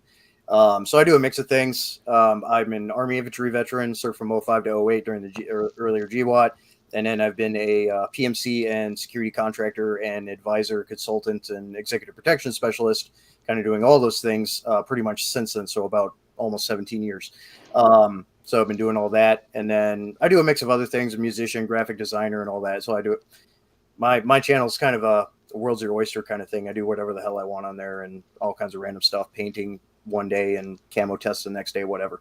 But I share a lot of Tradecraft stuff on there as well, and work with and know a lot of really good people, and do a lot of cool things. So I've got a little bit of experience and I guess knowledge to bring to the table in Nice. many ways, because I still actively work in the security sector, the private side of that whole industry, and all that stuff. And so Nice. pretty Yeah. much me in a Thank- nutshell. DJ's a historian too. A little bit, and an author. I'm a published author as well. Nice. What kind of book or books? Right now, just security industry related books. I have a couple that have I and then my buddy in the Netherlands. We're both security industry professionals. He's also a search and rescue professional that sets national standards for the country of the Netherlands. We wrote a couple of books together. The first one was called Physical Security: How to Protect Your Ass. And it's like an introductory book. And then we have a workbook kind of thing for frontline security professionals, security officers and guards and stuff. Something for them to use as a template to write incident reports on. We put that out too, kind of as a useful tool for them, so they're not having to, grasp at straws for whatever they need for on the job, just to kind of help bring some standardization to the industry, improve things, improve quality of people. And personnel through education and tools at their disposal. And we're working on technically our second book, because that workbook's not really a book, but we're working on our second book right now, which is literally just a standardization technical book of step-by-step for all these different things and a bunch of other useful information, visual threat indicators, how to do a function check on your firearm, like everything. We put everything in this book to make a comprehensive guideline, reference guide for security professionals that do work on the front line that aren't like, OGA or Worldwide Protective Services like I did, or GRS or whatever. It's your guys that don't get enough training. It's meant for a lot of them, as much as the shift leaders, the managers, and things like that. So something for a baseline set of standards universally, so it can be used internationally, kind of across the board, that people can have at their disposal. So we're working on that too. But yeah, so I do all kinds of things, and I'm also developing a series of camouflages right now. I'm going through the trademark and patenting and licensing process for that as well. So what are your thoughts on denim chest rig? Yeah, we were talking about that in the chat.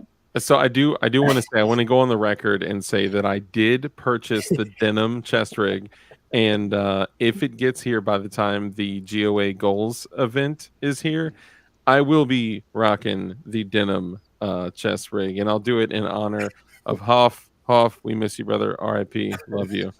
Because he was like the number one, like world renowned Uzi machine gun builder, right? Like literally Uzi would call him for questions, like no exaggeration. And he passed away, unfortunately. He lost his battle with colon cancer, and Rough. yeah, it sucks. But in his shop, he would always wear this denim apron. Yeah, and we always kind of poked fun at it, but it was also just like so fucking gangster too, And anytime I see something denim that should definitely not be denim, I think of him. So I'll be rocking that hopefully at that event. But That's cool. if not, denim's a tough material, like you can do a lot with it. You can. So yeah, dude, I would really love to figure out how to do a denim. Like I got the whole multicam, good guy camouflage gun belt, and I'm like, man, how could I make another one in denim? Like, how impossible would it be to get my kit on like the? I feel whole like gun belt? you just need like all your Molly pouches and everything to be denim. Because like my belt, you can't even really see the belt anymore of what color it is. You just see Yeah. I like guess it's mag, mostly you because know what I it's mean? it's a multicam. It's a blue alpha belt, and then it's multicam, but everything else on it is multicam. So that's probably why I can't I lie, think it's dude. A multicam. full kit in denim would be kind of dope. And then Dude, you gotta rock the denim like shirt underneath yes, the denim chest rig with yeah, the denim jeans, the denim button up underneath with the bro. denim, dude, and then a denim jacket over it, Over it, right? yes. And then the denim Converse. Can you get like the denim dad hat too? Absolutely, absolutely. And I actually have a denim. The Hoff, we did some merch together, and I have a fanny pack that's denim as Denim. well. Nice. Oh, I'm it's down so with the fanny funny. pack. I Yo, run an um, M81 Woodland fanny pack with my chest rig kit and everything. Hell yeah. Yeah, me Dude, too. crossbody fanny packs, crossbody, or where it's at. I love them. Crossbody, yeah. I mean, I've used those a couple of times, like in executive protection, but a lot of the time it depends on what you're wearing. So, I mean, low profile, but if it's like formal attire, a lot of the time suit jackets and stuff are tailored and customized to have a lot of inside pockets and things like that. You know, apart from low profile, just kit on you, clip draw for the pistol, real old school with it like that. In some places, just things like that. It just really depends though. Like, and we've talked about that too. The denim thing you got, it kind of looks like a baby carrier, so it does kind It of blend does. in a little bit, I, you know. I think I'm gonna get like you know how in like Yeah. Mad Max Fury Road they had all these like baby dolls with like nails in it and stuff. I Yeah. think I'm gonna get a full size baby doll and like nail it into the or like staple it into the carrier just to look like it's a baby carrier. Maybe put a little voice box in it, like You know, you that know. would be, you know, that's a way to do it. And then like and something we did overseas when we would do advanced work or advanced planning, which is you're going out before a tasking or a detail, you know, moving a principal from point A to point B and back. Hold or on, hold on. Are you telling me that in the security world, you're supposed to go visit a place in advance and review it prior to the event? Exactly. We talked about that.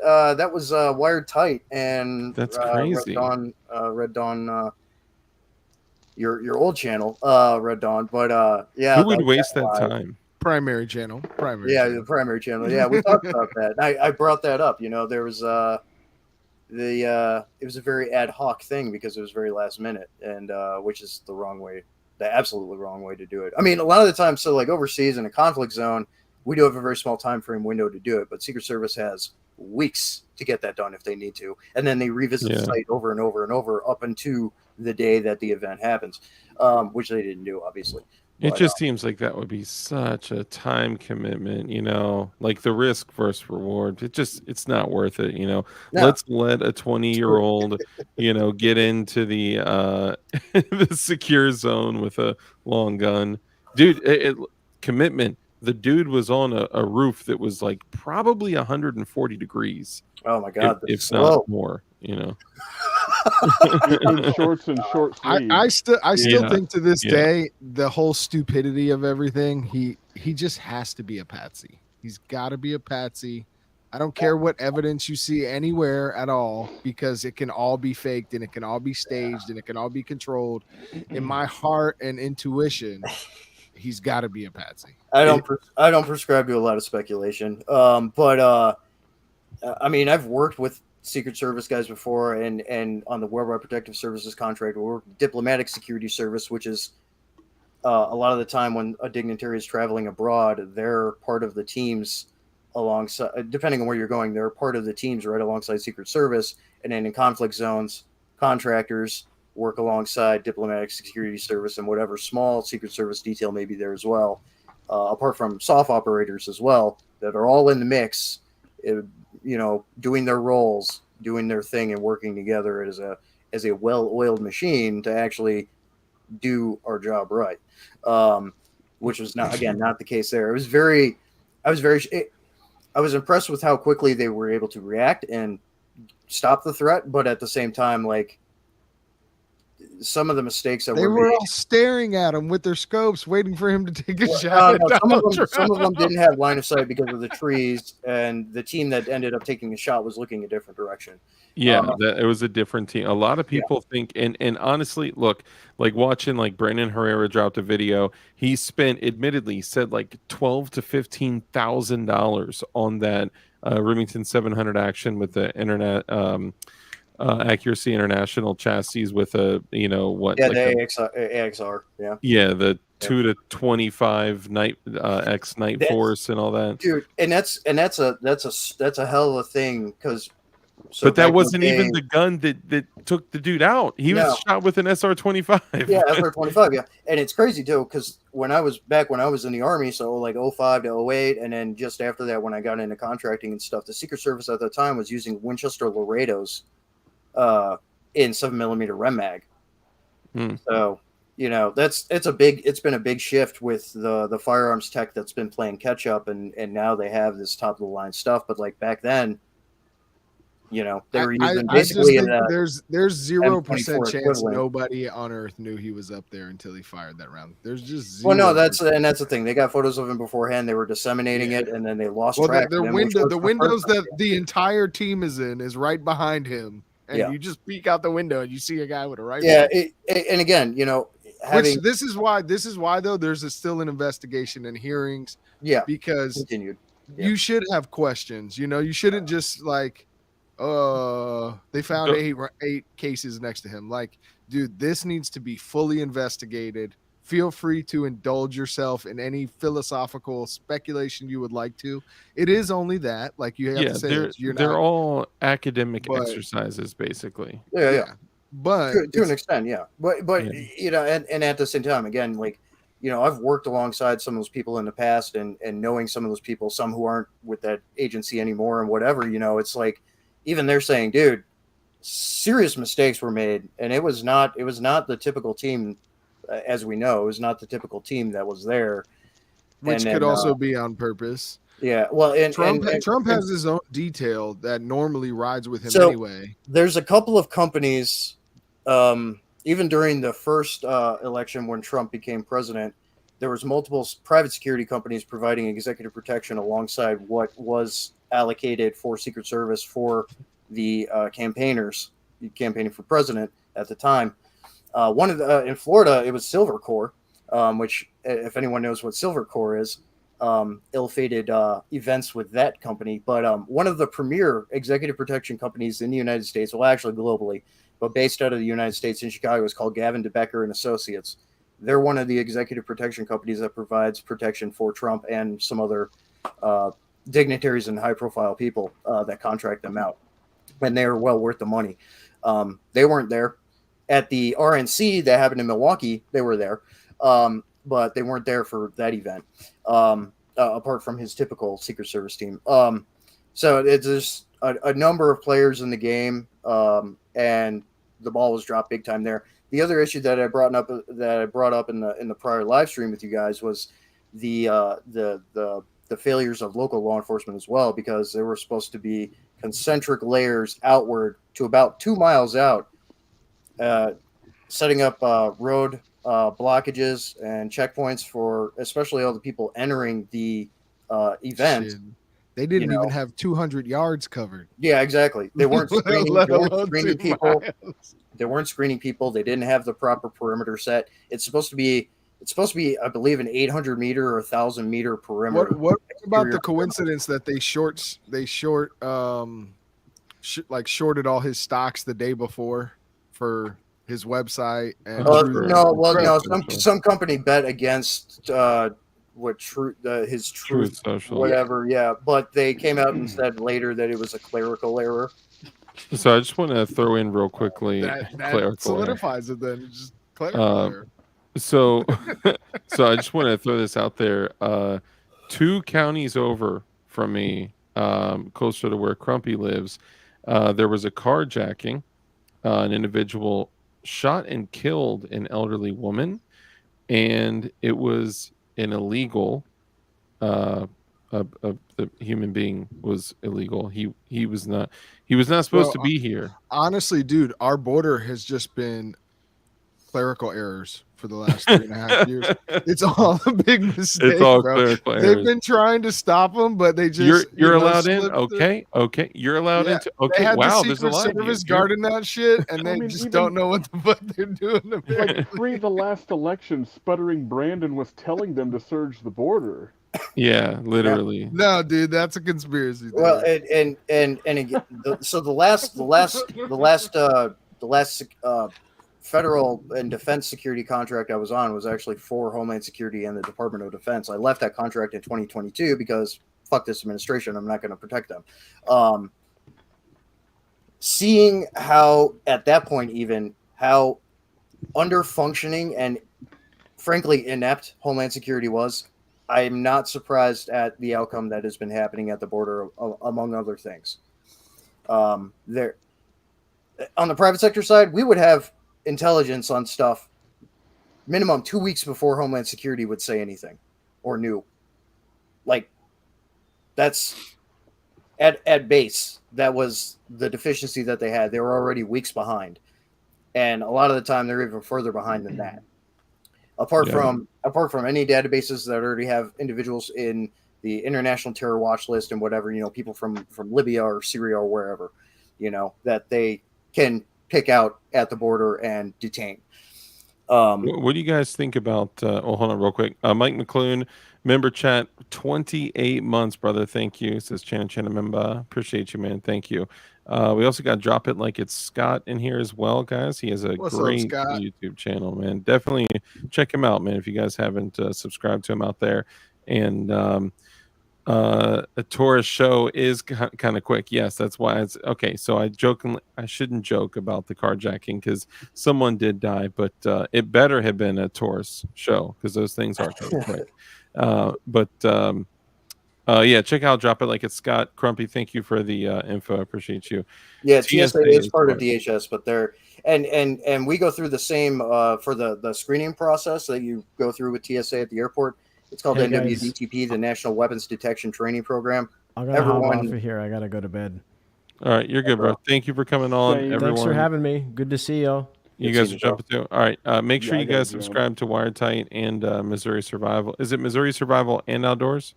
It's no longer outdoors because somebody told me it was redundant, and I was like, "Oh man!" Oh, yeah. So I all right. Well, make sure you guys subscribe to both of these fellas. They're good people. Good night, everybody. Nighty night. Later, you guys. Later, y'all. Appreciate you. But yeah, so all contractors, all Homeland Security inspectors, so the federal law enforcement, all TSA and all that, and a number of other sub agencies under Homeland Security all go through NWDTP, National Weapons Detection Training Program, and that's that's a FLETC standard, but it's instructed around the country at various locations. So the screening process is pretty much the same no matter what. Anytime I go through the airport and like the screening process, I'm like, I know NWDTP, whatever. And they're like, okay, you can go. It's like, so I kind of get a quick pass through even without having to do a pre-check. But I don't work for them anymore. But for Triple Canopy, that's who I was working for at the time for that. But yeah, it's a standardized process, but it is very much 50% security theater, 50% actually like doing detection of weapons, drugs, things like that. But it's hold on. You get to do drugs? No, just detect. I'm just kidding. I'm sorry. more bad jokes. No, you gotta join the DEA for that, man. Yeah, I know, right? Probably the ATF too. Yeah, the ATF if you want to sell guns. I may have talked. Go join a Vice Squad. Yeah, for real. Anywhere. I may have. I wanted to get back to talking about the because I stepped away for a minute, but the Iran stuff and the small hats. Mm-hmm. Dude, the riot that took place in DC where they painted Hamas is coming and defaced all of these monuments and stuff in our nation's capital. First of all, forming the Capitol building. Yeah. So interesting. This sounds like an insurrection. I mean, it is setting even me, dude, to be like, I guess we're on the side of Israel. Like, I guess that's who we got to roll with. Like, Bro, you know who lives like about an hour from DC? Rowdy Piper. Me. Oh yeah, that's right. Ugh, bro, man, Crump isn't too far. I live within an hour of DC. Crump lives a little. We're not too far from each other. Y'all So better be planning for Fallout. I mean, let's just say that I've shifted some of my preparation. All, all yeah, Gas masks and freaking Fallout suits. yeah. I need new modern gas masks, and I want to bring up one thing. Mirror Safety has excellent equipment. I mean, hands down, they are some of the best gas mask manufacturers out there. Um, the I people use that work I for use them their suck. yeah, I use their soft full spectrum Seaburn filters. They're fantastic. Yeah, they're great. The people that work for Mirror Safety blow major balls. They suck, and dude, they hit me up, and they were like, "Look, usually I would not air stuff out, but I just want to say this, and then we'll go back to what we're talking about because I do believe the gas masks and the CBRN filters and potassium iodide pills and anything that you can get to protect you from potential chemical warfare is important, and you have to rank what kind of threats you're looking at. You have to consider, okay, I can go 3 days without water, 3 weeks without food, and I can go 3 minutes without air max, right? So what are you going to want to protect? Water, of course, water, food, shelter, security, that's like the main focuses. But if you can't breathe, none of that shit, like it's none of the preps, none of your equipment, none of it matters anymore. So Well, that's why in like civil defense training, even way back in the 50s and stuff, after the atomic bomb was invented and stuff, they say you should spend a minimum of 3 to 5 days indoors after a nuclear explosion in your localized region. And obviously, the nuclear weapons we use for the most part nowadays aren't as powerful as the ones they were testing back then. They're much smaller in a lot of ways. they're But more focused. Yeah, they're kind of more like a laser or a scalpel instead of tactical nukes. Yeah. Yeah. But even then, because of and I've talked about this in videos before too. Because of the airstream, the airstream, jet streams, and everything. How that carries the radioactive dust and certain alpha particles and things like that. That's why they say to stay indoors for 3 to 5 days, which that's easy enough for anyone to do if they actually have food in their house. And there's ways to protect any air inlets and outlets, with simple filters and things like that. That's enough to protect you for the most part for that time. Yeah, it's something like 60 to 80% of the fallout is gone within like 48 hours or something like that. Yeah, about 48 to 72 hours. Yeah. Yeah, that's crazy. Modern Frontiersman, welcome. What's up, dudes? Isn't that when you talked about our style of nukes? Do we know if like Russia dropped one on us, if it would be the same? Would it be more like one of the old school style explosions? Well, so there's different types. The largest types would be your ICBMs, your intercontinental ballistic missiles, and then it scales down from there to your shipborne missiles, and then your aircraft-borne missiles, and things like that. So, and those small ones, those are very small tactical, and there's very, very localized. They would have an effective radius of maybe 3 miles, maybe. If and then some are 80 even years of fallout. Yeah, well, and some of them are even smaller than that. But ICBMs, the big ones, are obviously the biggest fear of people and things like that, and those have the biggest area of effect.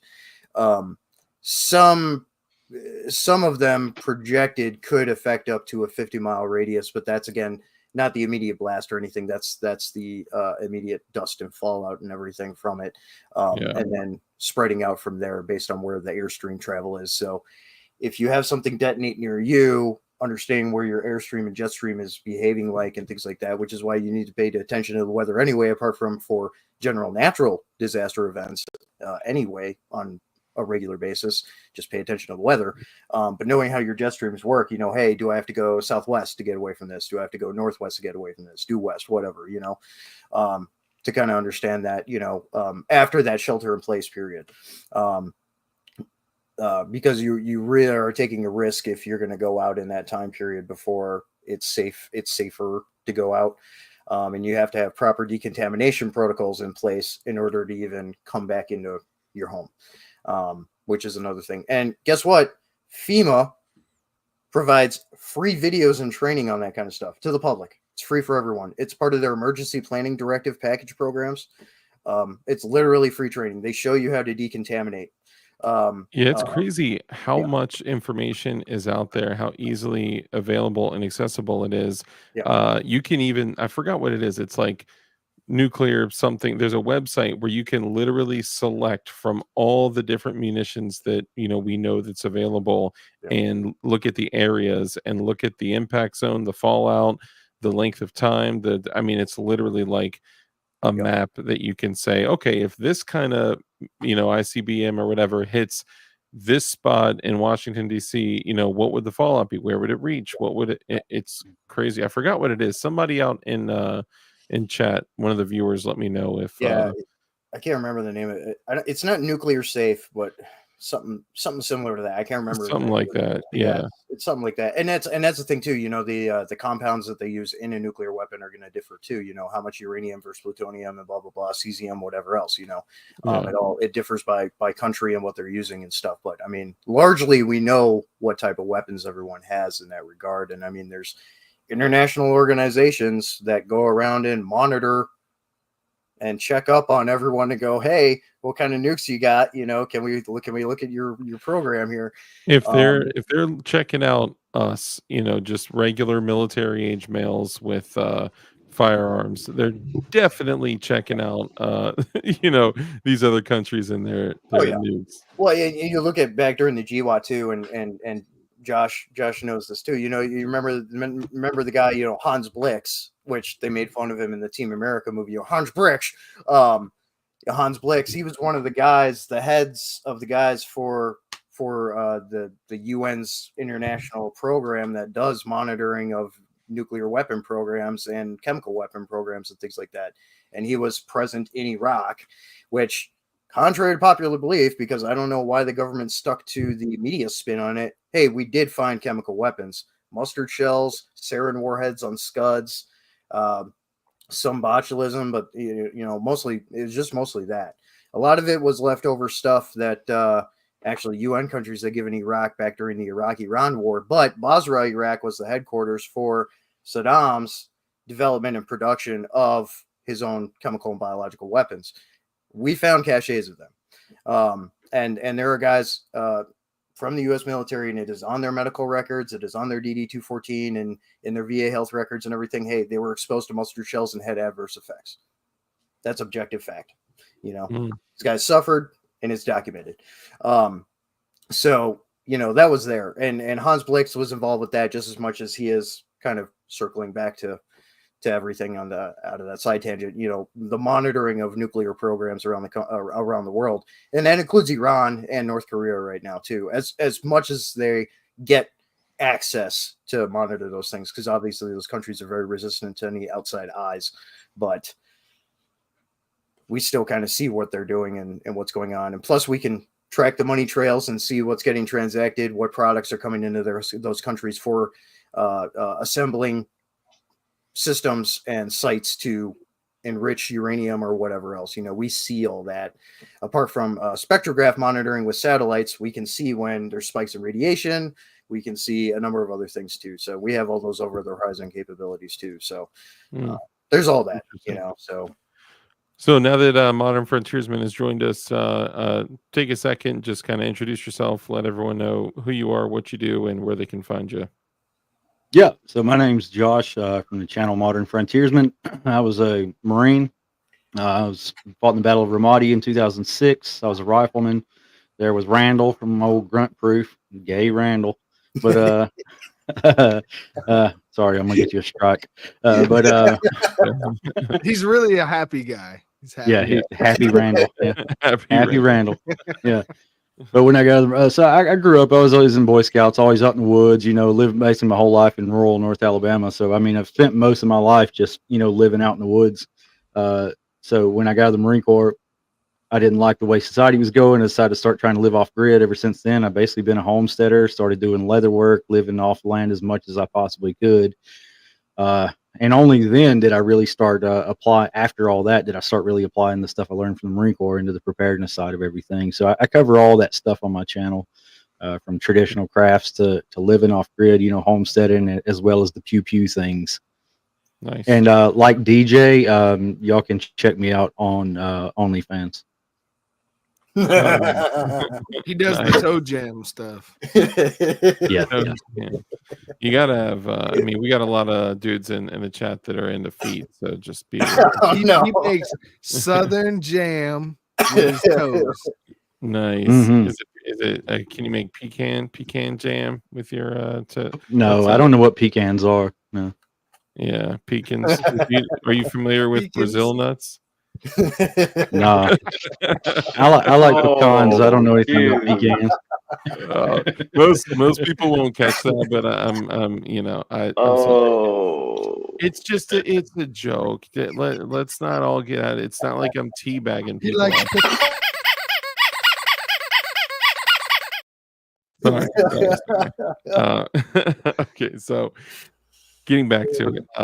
So Pecans. we've covered those pecans. Do y'all remember that movie Reindeer Games? All I want is to great get movie. home and have some pecan fucking pie. Oh man, that's a good movie. What was that? Oh yeah. Sorry. Anyway, so we've covered a lot tonight. But before we wrap up here, what's another topic you guys want to hit on? Do we want to do a quick little wargaming scenario of some sort? I've been loving those. Hey, Dude, if I it's could fun. bring up, since DJ was talking about the nuclear stuff, and I see people commenting about Fallout and stuff. Yeah. I went to Haswapper training a lot through the state of Alabama. In every state, you can do Haswapper training. It's not very expensive, and you can learn all that decon stuff, all the decontamination things that is critical for Fallout. If you go to one of those classes, I mean, you're set for decon, and all that stuff applies for Fallout as well. So I just want to throw that out there. Yeah, there's a lot of good training out there. Absolutely. Yeah, that's an excellent point. And there's I mean, isn't it true that like cans of food, they absorb radiation, obviously like water sources, anything in the ground, like up to a certain degree. I don't remember how deeply, but I need to brush up on my own stuff. But I think a lot of people would be surprised, if they were running around a wasteland starving and they're like, ooh, food, and grab a can of peaches. That may be your last can, homeboy, Yeah, I did a video on surviving Fallout. If anybody wants to check that out, I covered basically the very, the down and dirty stuff that everybody needs to know. But yeah, that is true. They can absorb Fallout. Good thing is, I think nuclear war or Fallout in general is more survivable than people think it is. That Fallout does diminish pretty quickly. Yeah.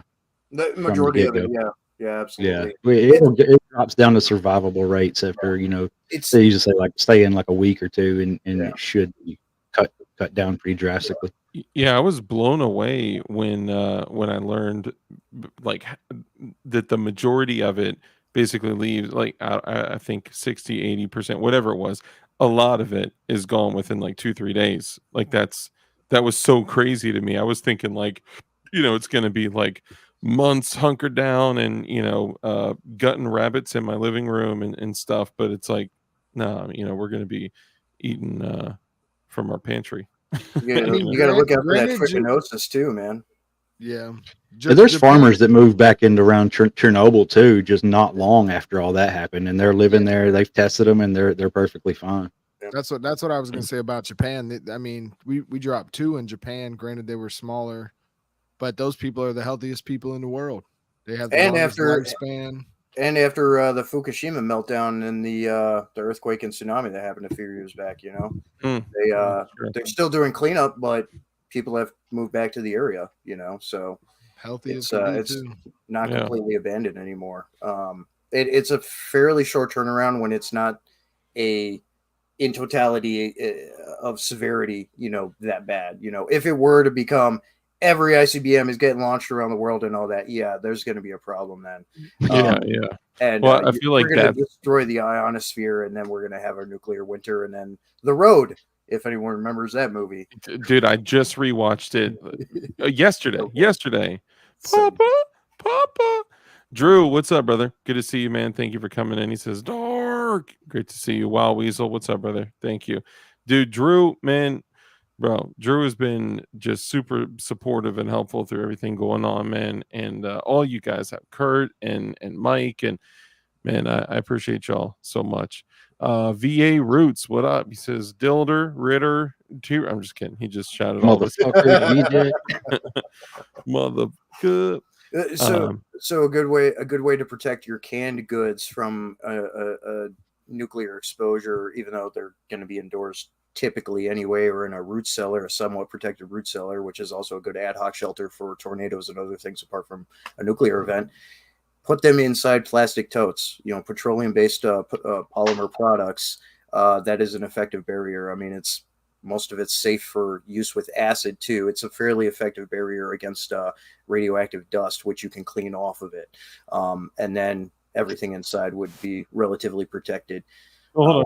You took canned goods, put them in a Rubbermaid bin coat, and put a light layer of petroleum jelly all over it. I don't know if I would do the petroleum jelly because the dust would stick to that, but then cover the petroleum jelly in plastic wrap. Hey, it would probably just be okay, just being in a a bin fine. of some sort. Just a tote, but Yeah. There. John Crump Live, thank you. Trilo Super Chat. He's no way, John Crump. I'm just kidding. We just talked about this 15 minutes ago. But thank you. He says Israel just took out the head of. Guess who broke the nose? Hamas. He broke the nose. Thank you, Crumpy. I Ball gang, appreciate you, man. ball gang All day. I used to be part of the ball gang.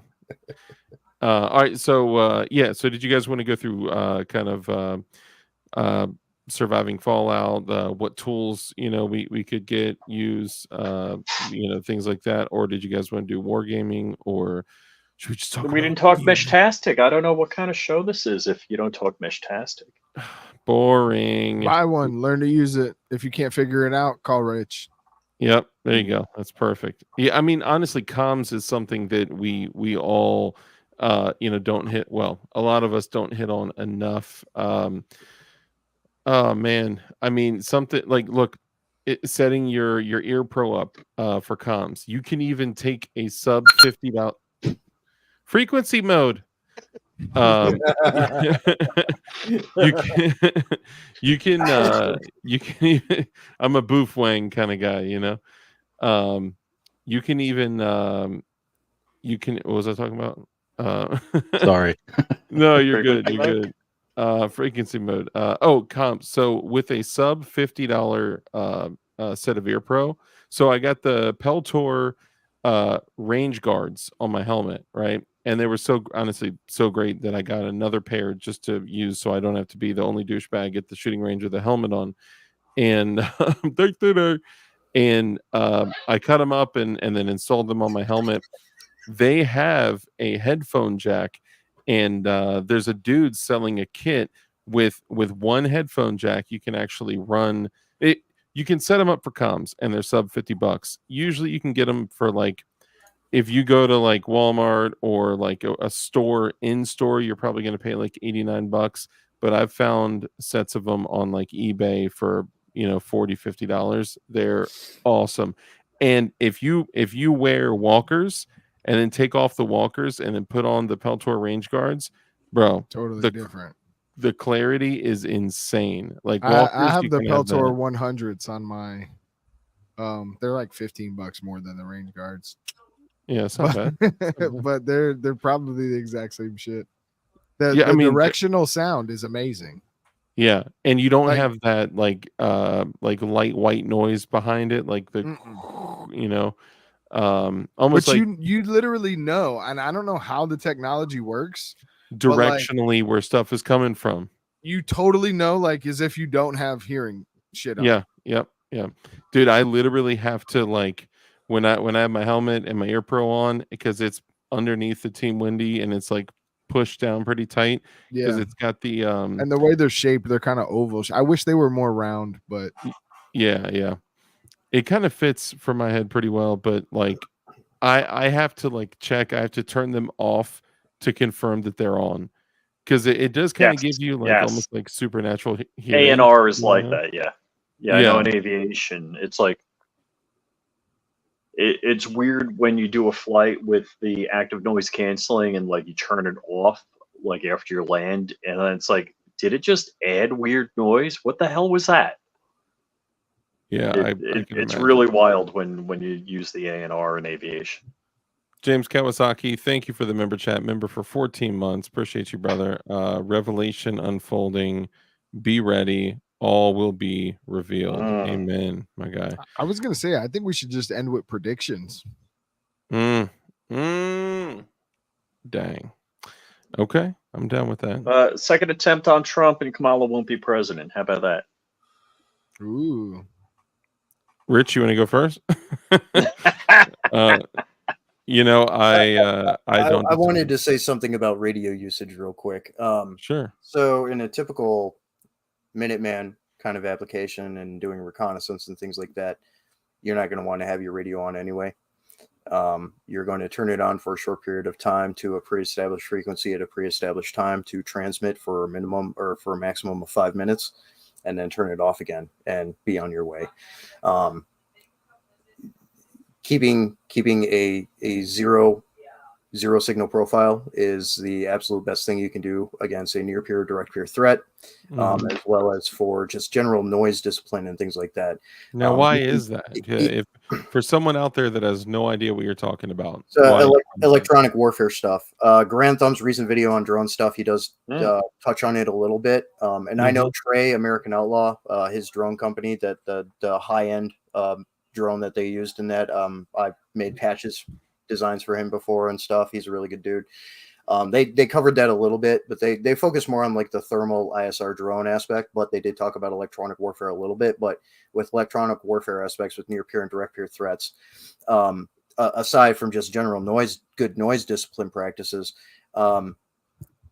any broadcast of signal, encrypted or otherwise, they can pick up that there's a transmission triangulate on. Yeah, so they can triangulate it with the advanced tech that they have. Electronic warfare Black Hawk helicopters are incredible. They can triangulate a radio signal in about 30 seconds, 30 seconds to a minute, depending on the range. But it's wild. So you want to keep it off most of the time anyway. Besides, and this should be part of your pre-planning and your pre-emergency package, systemics and setup, is to have pre-established rotating times.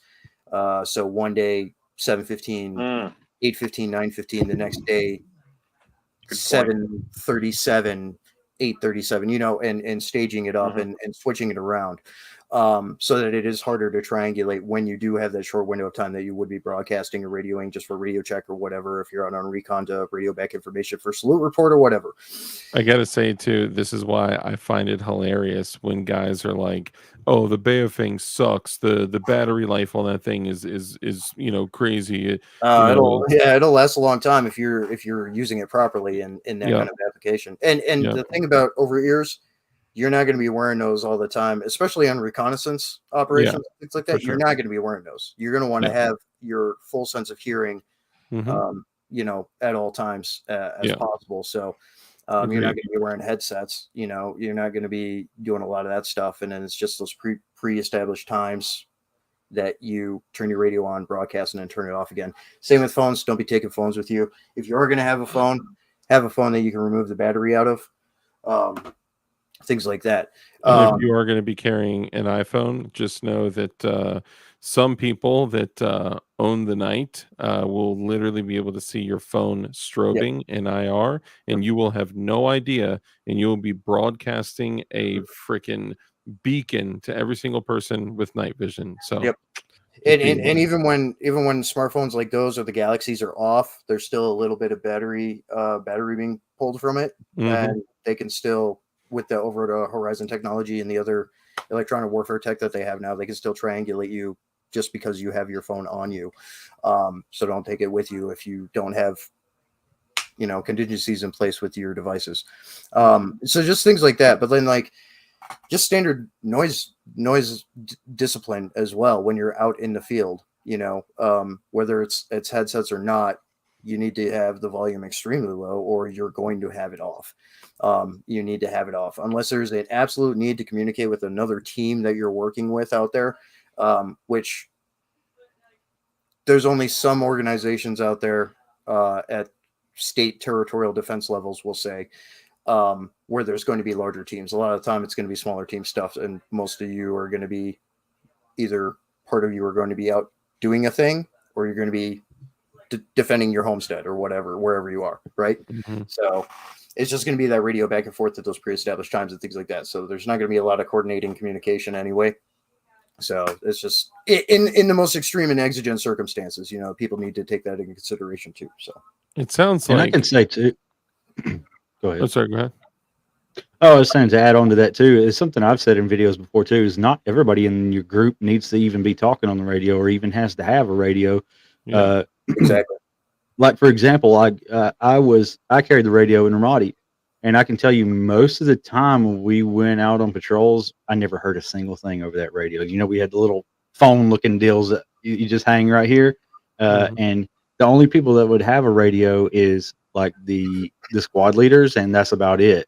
And most of the time, nobody was talking on those radios anyway, because we were working pretty close together. Just use hand and arm signals and yell back and forth. And the only time we would, the only time we would chatter. So yeah, the only time we would ever use the radios, and maybe if we had to talk back to the CP or whatever, and most of the time we didn't. And and you don't want, it's like you said, Rod, with the battery thing. Like, what are people planning on doing? Getting on there and chit chatting and having a conversation? That's a terrible idea. You need to get up, say what you got to say, and get the hell off the radio. Right.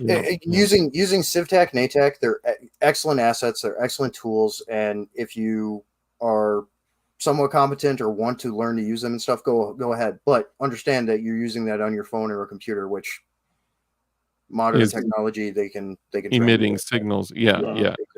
A lot of people don't think about that. It sounds like what you guys are saying is that you need to set up contingencies and have SOPs and TTPs, and the only way to do that is by conditioning yourself, like setting yourself up and having a team and having things organized and in order, a comms schedule, a check-in, a rally point, all these things, a physical way to communicate if things go wrong, because usually, depending on the situation, you're probably going to be within like a flare shot in the air of like, that means something bad is happening, or some other type of physical communication, where it could be like, shit's going wrong, turn on the radio right now. Or it could be something like Red Dawn and I talked, it could literally be a, for other things, not emergency communications, could be, but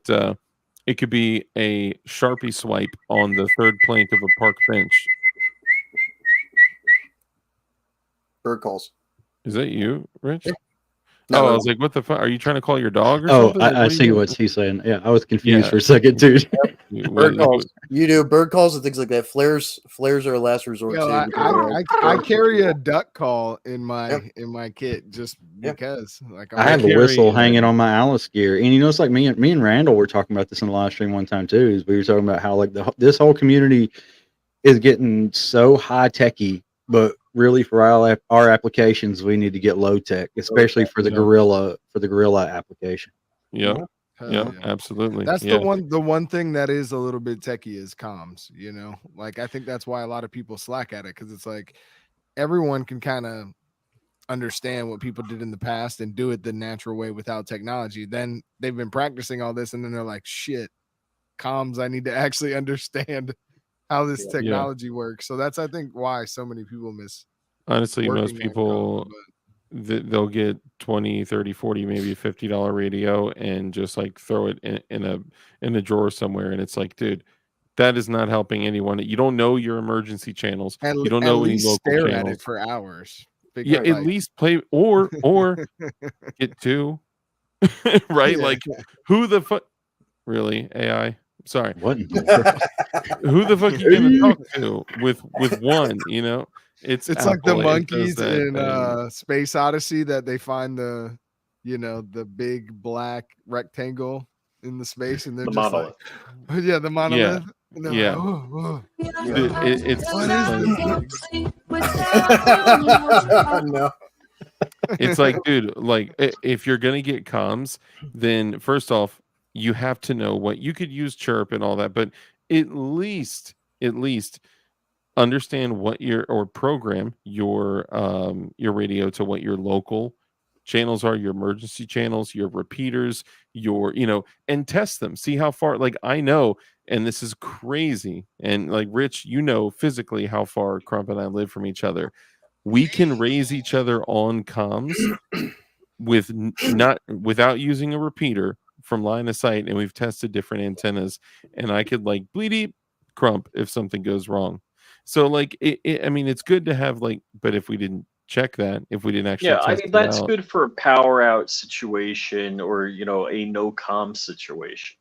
sure, yeah. If You know what one of the most useful tools is going to be as well? Those in But like a Midland banana brand cleaner. or whatever else, like those hand crank NOAA radios, because Yeah. you're going to get emergency Got that. weather broadcasts and emergency national broadcasts and stuff on that thing. See, I was thinking a banana cleaner, When they but tell yeah, you where to I go got to the one of those. FEMA camps to line up.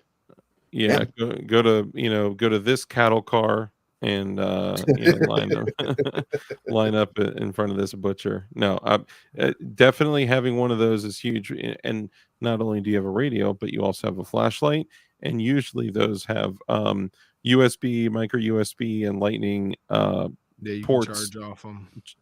It is terrible to charge off of it, but if you absolutely had to, you could literally pass it around a campfire and have everyone sitting there, for 5 minutes, cranking that thing, pass it up to someone else, they crank it, pass it up to someone else. You can at least get power from it if you absolutely needed to. You can Or also you get the shake weight version of it. I would be much more skilled with that, especially with the right hand, Dude, my right Popeye forearm arms. is like this. My left forearm is like it's hilarious. But anyway, you can also get those disposable little power banks that are Lightning or USB or micro USB, to where like it's an emergency charge and it puts like 10% on your phone.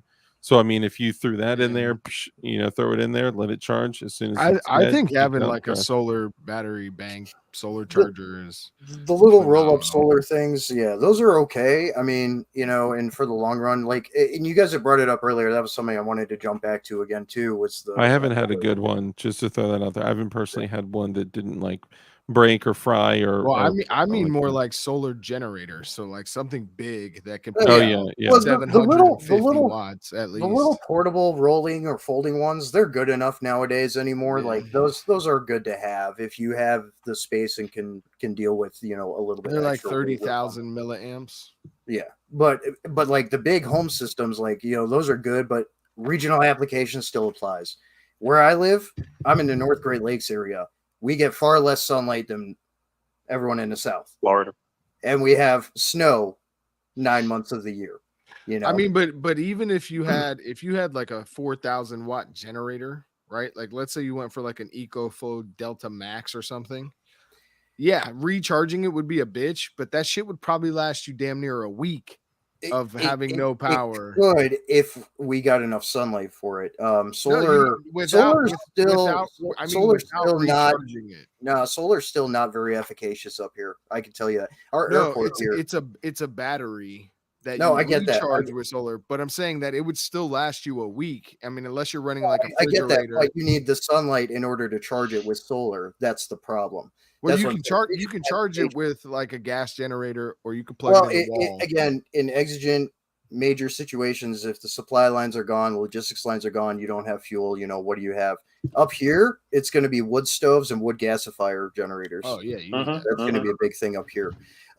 We have a lot of them, and there's a lot of hunting cabins and properties like that up here. There's wood stoves all over the place up here. My buddy lives in a cabin with a wood stove. It's still a common thing up here, apart from some farmsteads that have that run off of oil and stuff still.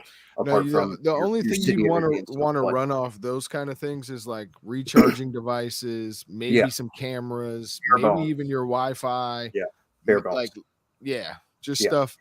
Yeah, bare our bones. our airport just installed a major, or not a major, but a substantial solar farm on part of their airport property, and it only powers the lights for like 3/4 of a night at a time. And it's a lot of panels. We just don't get enough sunlight majority of the time here. Our summers, we're in summer right now, but our summers are so short, and that's the bulk of our sunlight, is because the rest of the year it's not sunny. That's another thing you brought up. very Sorry, just with you mentioning the No, no. airport, it made me think of something.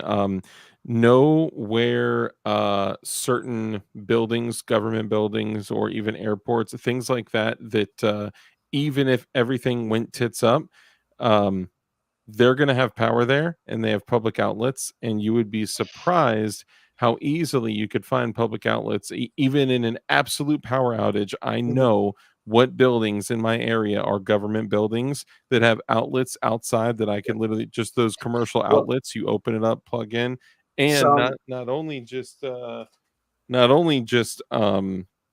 power, but Yep. water as well. Some federal sites do not have any backup power. They're just hardlined into the city grid. Yeah. I do physical security threat and vulnerability assessments as one of my jobs right now as an advisor, a senior advisor. So I go to various client sites, not government sites, company business sites and things like that, manufacturing or whatever else. And I look at their entire security package. I look at their emergency backup systems. Even some of those for a number of different industries don't currently have backup generators. A lot of federal sites, like Social Security Administration offices, unless they're in like a big multiplex kind of structure, aren't going to have backup generators. Go to A lot any of places- medical facility. Every medical So, facility. yeah, It hospitals- depends on which area you're in. Like if Yeah. you're a storm Hospitals- area. Yeah, Hospital legit here in Florida, the public supermarkets have backup generators. Yeah.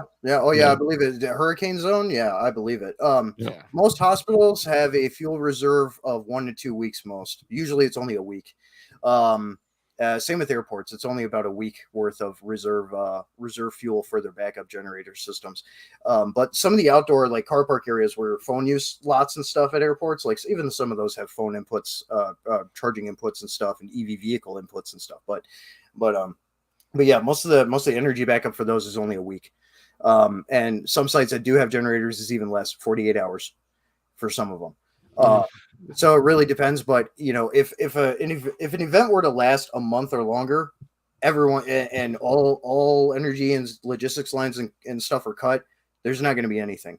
And we've seen this. Yeah. We've seen this with incidences with major hurricanes like Katrina and stuff too, and major earthquakes and stuff. Look at what happened in Turkey not that long ago, or some other places too. When it all stops, it all stops. Just going back to Texas when Hurricane Harvey hit, I flew out there to help, and just a lot of water, bro, that knocked everything out. Yep. Everything in Houston and Katy Flooding was is fucked. donezo. Yeah, done. Houston, yeah. I mean, that was brutal, and the smell. That moldy, musty smell of a moldy basement. Yep. 2 counties smelled like that, and it was just brutal, man.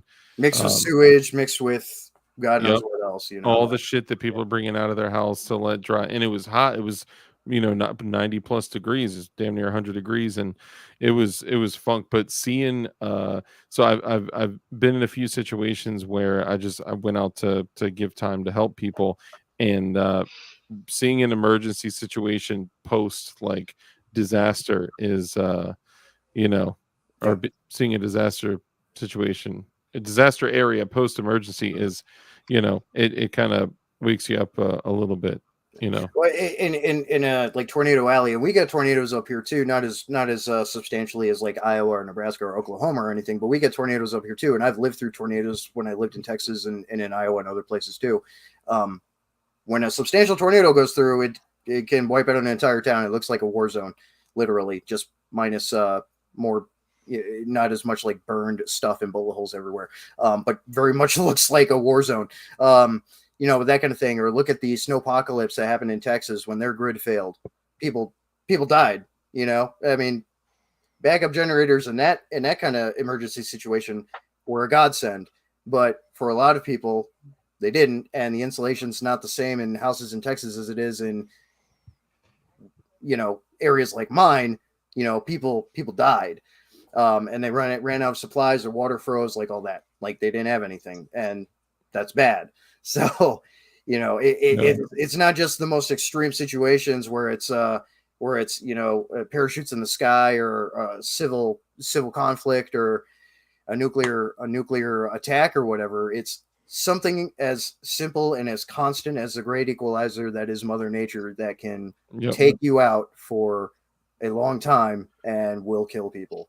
Bro, that's always been my number one thing when we're talking about like shit hits the fan. Like we all need to realize that your shit hit the fan scenario may just be a storm. Exactly.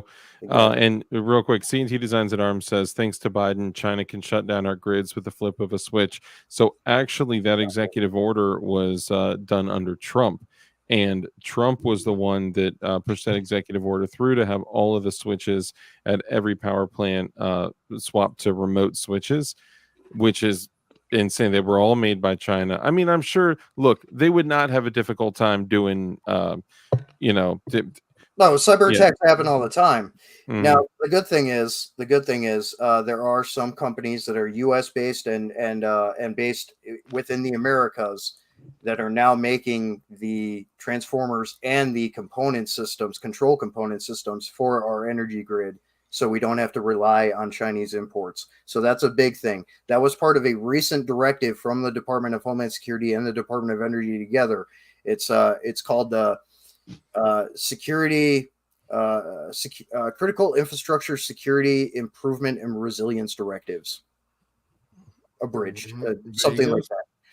So some of the recent sites that I've gone to for threat assessments has been to figure out what's in compliance with those directives and the recommendations that are needed to be made to the company to appropriate the right money to improve those directives so that critical infrastructure is protected, both on the manufacturing end, at the distribution end, at the control end, to the end user end with other types of critical facilities. So that's a big part of that, and that's been a big shift within the last year and a half or so. About a year now, actually. The directive came out actually just under a year ago. That directive came out, but it's been all hands on deck, trying to get everyone on up to snuff with that and get control systems replaced out and things like that. So that's a good thing that we've been seeing lately, but that doesn't mean that it's not invulnerable. For sure. So cyber attacks happen all the time. Look at what happened to Colonial Pipeline. Look what happened to whatever. Yeah. Oh yeah. Also want to add, somebody said, I don't recall who, someone had said something earlier that the cold kills more than heat does, and also batteries. So like your phone, for an example, if you take your phone or any type of lithium ion battery fed device into an extremely cold area, it will drain your battery. I mean, like crazy fast. EVs suck ass up here. Like, I'm seeing more and more Teslas, and I'm talking to these owners, and they get maybe 200 miles when it's in the heart of winter here. Like, they're not practical, let alone handheld electronic devices. Sure. And that's the thing about it. Cold does kill a lot of people if you're not prepared for it. Obviously, we are up here, but in Texas or wherever that doesn't get the kind of severe winter weather that we get consistently, they're not ready for it, and that's when people die. But it's the same for heat too. if the power goes out and it's super hot out, your AC is not working and all that. Like, Oh yeah. a lot of deaths there too. And then all the idiots that go out hiking and don't know what they're doing, you know. Yep. So, Well, and some will have to hike out of desperation because they didn't prepare. yep. But all right, you guys want to go through and do some? Are we doing predictions for this year? Are we doing predictions for like what are you thinking? Next 12 months. Let's do just through 2024. We're a little more than halfway through. We got or maybe just past the inauguration or something. I don't know what. I guess we could do 12 months. That's fair. Sorry, I'm being fickle. I just when I look at a calendar, we're like 8 months in, so my OCD brain may not like that, but we could do it. Red Dawn, you want to go first? Yeah. So I mean, obviously, it just depends on which way the election goes.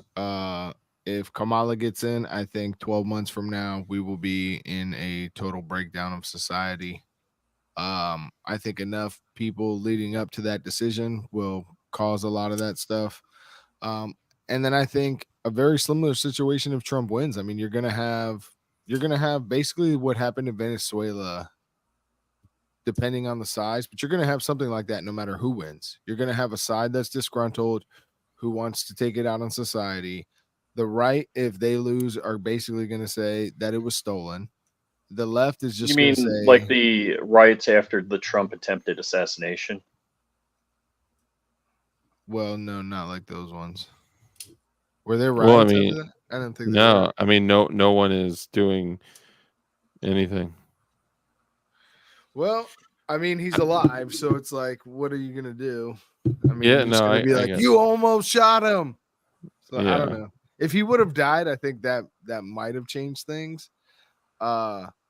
Especially for some crazy people who are just waiting for this opportunity to like let their rage out.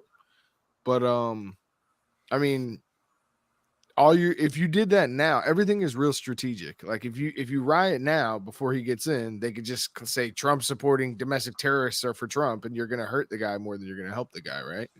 So it all just depends on the situation, but I think there will be, because a couple people said it in the chat, but like within her first 100 days, she wants to ban all guns. So like if stuff like that goes down, that's way less than 12 months. The first 100 days, maybe it's not. Yeah, I guess the first 100 days of her being elected president. Yeah. It would be within that time frame. So I mean, dude, if stuff like this happens, I don't think a lot of people are going to go along with it. I tell you the truth, I think they lie about COVID. I think a lot of people didn't go along with COVID, and it didn't work out exactly how they wanted it to. Did it work out effectively enough for them to get the result and feel confident in it? Yes, probably. But I don't think I think they lied about how many people took the shots. I think they lied about how many people were actually like happy that the government was controlling their shit. So just to add this, she can't throw out executive orders that are like in direct violation of natural rights. She can't, but if they do the public health emergency and there's ways that they can push it through. You know what I mean? Essentially, they could declare it a public health emergency. They could do a couple different things where they just fight it as much as they can fight it. They could even, if they get the House and the Senate, pass laws, because now qualified. She could try. Oh, whoops. Yeah. So I'm trying to do it all professional. Like, what do you think about okay. it, Rich? Yeah. What do you think about it, Dark? Yeah. What about you? I have one prediction for the next 12 months. Okay. Pain. Agreed. I'll leave it at that. Agreed. All right, Rich, what do you think? No, I think there's going to be a second assassination attempt on Trump, and Kamala will not be president. Okay. Who do you think will be? I think Trump. So you truly believe that he will win the stolen election? Yeah, I think he's going to win if they don't take him out. So another attempt. So explain it. I don't think so. An attempt on him that's not successful, and he becomes president. President, yeah. Help me Mhm. understand. Not much more to it. I think the way the Secret Service is running, with the way they're working their corrective actions, it doesn't look like anything is changing. So I think it's going to be SOP continued, and there is going to be the opportunity for another shooter to take a shot at Trump. Well, somebody actually just made a threat to him when he was going to I think Texas. They posted a picture of a V1 Spectre polymer 80 frame with a police trade-in Glock 22 40 cal with rubber bands around the handle, and they said, "My turn. Trump's coming to my hood," or whatever. I literally have a screenshot of it because I had to. Let's see. It's like one of those things where you gotta see it to believe it, but it's all good. I'll have to go back and find it. Okay, so you think it's going to be a failed attempt on Mhm. Trump, and then you don't believe Kamala will be president, and you think No. Trump will win. Yep. Okay, all right. Who wants to go next? DJ. Let Josh go. All right, Joshy. Wow, Joshy, really? So, yeah, I mean, I don't know who's going to win. Of course, nobody knows, but I don't see Kamala Harris going in. I don't think the Democrats even like Kamala Harris. But either way, whether she wins or whether Trump wins, I think people will behave badly. To what extent, I don't know. But at this point, Americans are addicted to being outraged about something, and and people are going to act up no matter what. So what it doesn't none of this really matters unless we talk about what actions we can take. You know what I'm saying? So like we can talk about anything and everything, but unless we're talking about what are we going to do with that information, it doesn't matter. So I think we should continue to do the same things that we always do: continue to stock up food, continue to train, continue to prepare. And as I always end every video, because I truly mean it from the bottom of my heart, stay self-reliant. Yeah. Very good points. All right, D Jizzle.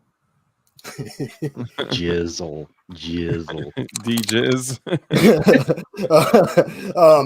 So first off, I don't know if you guys saw it. Arizona. I don't remember if it was the governor or the district, the head legal justice guy of the state of Arizona, or filing charges against the Elections Commission and the Democratic Party because there are 730 something thousand votes that were registered but are unaccounted for by actual people in the state who voted. So that's a thing that's going on right now. But aside from that, insofar as the elections, I mean, again, I'm not one to speculate, but to start, look at the 7 points of what would be the continuity to pull us into a global scale conflict, World War III, whatever you want to call it. Economic warfare already going on. Our economy is in shambles. Cyber warfare and propaganda misinformation campaigns, things like that. Diplomatic fracturing, that's been happening as well. Obviously, we have extremely poor administration and leadership right now. They're not diplomatic whatsoever. Proxy conflicts, those are going on right now. Multiple places, not just Ukraine, but other places as well. Research and development of new weapons technologies and fielding and implementation in said proxy conflicts, as well as otherwise. Sales increases, things like that, part of that economic warfare aspect as well. After that, it would be a catalyzing event to prompt outrage from the country, as Josh brought up outrage. And with that would be an increase in covert operations and other operations, and then lastly, a formal declaration of war that leads into full-scale kinetic conflict. We're already at 0.5. We've got the 2 points left to go. The major catalyzing incident, whatever that may be, and then a declaration and deployment in kinetic warfare. If that were to continue on the path that it is and to happen, the elections could be affected in that way if it were to happen sooner than later.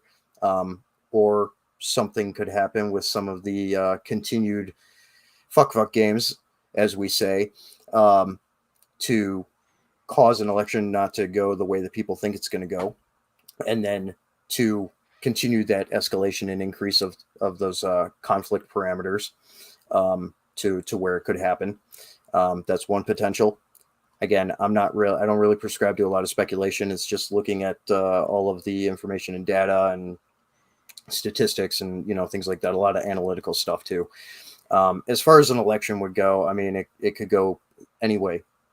It depends on which states are actually going to play ball with a actually objective and well-regulated election, and those that are going to play the same games that happened the last time. So that needs to be taken into consideration as well. And then those factors, is it going to push the other side of the scale with the points I just talked about? So just things to keep your eyes and ears open about, yeah, that's really my piece on it. So, okay. All right. So to tie all of this up with a beautiful little bow, I think, I can't really call it people of opposing beliefs, the ones that are in control, they have been committed to provoking the people that they feel have opposing beliefs, to provoking them to commit violence. I think that there are likely going to be several incidents that are intense and emotional and dramatic, and I think they're going to do their best to provoke people like us to commit violence, because when they achieve that, they'll be able to dip their hands in and control, like stuff like Red Dawn was saying, right? Like they want so badly to control our means of protection against tyranny, right? So if we give them, if we were to respond the way that they want, then we'd be giving them what they want to pull all the games and tricks with power and all that. So one, I think there's going to be several events that are intense that they think would provoke people like us to commit violence. That's one. Several pieces to that, but that's one thing. Two, I don't know if there's going to be another attempt on the T-Man, but I do think that things are going to get so bad that the erection would probably be interrupted, and it would not be, what would be the best way to say this? I think it would not go down as it typically has been for the last 200 or so years, right? 200, whatever. I think we may not have a typical erection. Remember, if you have an erection lasting longer than 4 hours, you need to seek medical. Sorry, I'm blocking Red Dawn's face over here. He's like peeking around the logo. Screw that. If it lasts more than 4 hours, I'm going to Vegas. No. Yeah, right. I think that I think there's going to be a bunch of flags of the falsehood variety, and then I think they're going to try to provoke us to commit violence, and we need to stand on the morals and beliefs that we have, stand on what's right, stand on what's righteous, and not do things, because remember, we are warriors, but we're warriors of God, and we always need to keep our mind on doing the right thing. And while they're trying to provoke us to commit violence, what better way to make things worse than stopping the erection from taking place? So, and I don't know, maybe after that, when we start to crest the end of 2024 and come into the new 2025, maybe a seat is taken instead of someone being voted in. I don't know, but I think I could see us not having an election. I just want to say, anybody that tries to stop me from having a normal erection, we're going to have some serious problems. Serious problems. But that isn't that a reasonable So the way that I think most of us look at this is that if you get in the way of liberty and freedom and independence, part of that is a free and fair election. Right now, look, there are no doubts in my mind that there's been total fuckery around this. There always has been, right? Like it, giving people ultimate control and power, when that is on the line, they're going to do whatever they can to win, right? For the same reason that men are transitioning to women to go become swimmers and runners and basketball, whatever. Like they're doing it because it's a way to win, and it's a way to get popularity, money, power, and all that stuff. And it's no different in political office. So I think that in their eyes, if they're trying to provoke people to commit violence, what a great way, by taking the election, right? That's what they want. They want J6, but what they don't understand is that J6 was a picnic. It was nothing. It was nothing.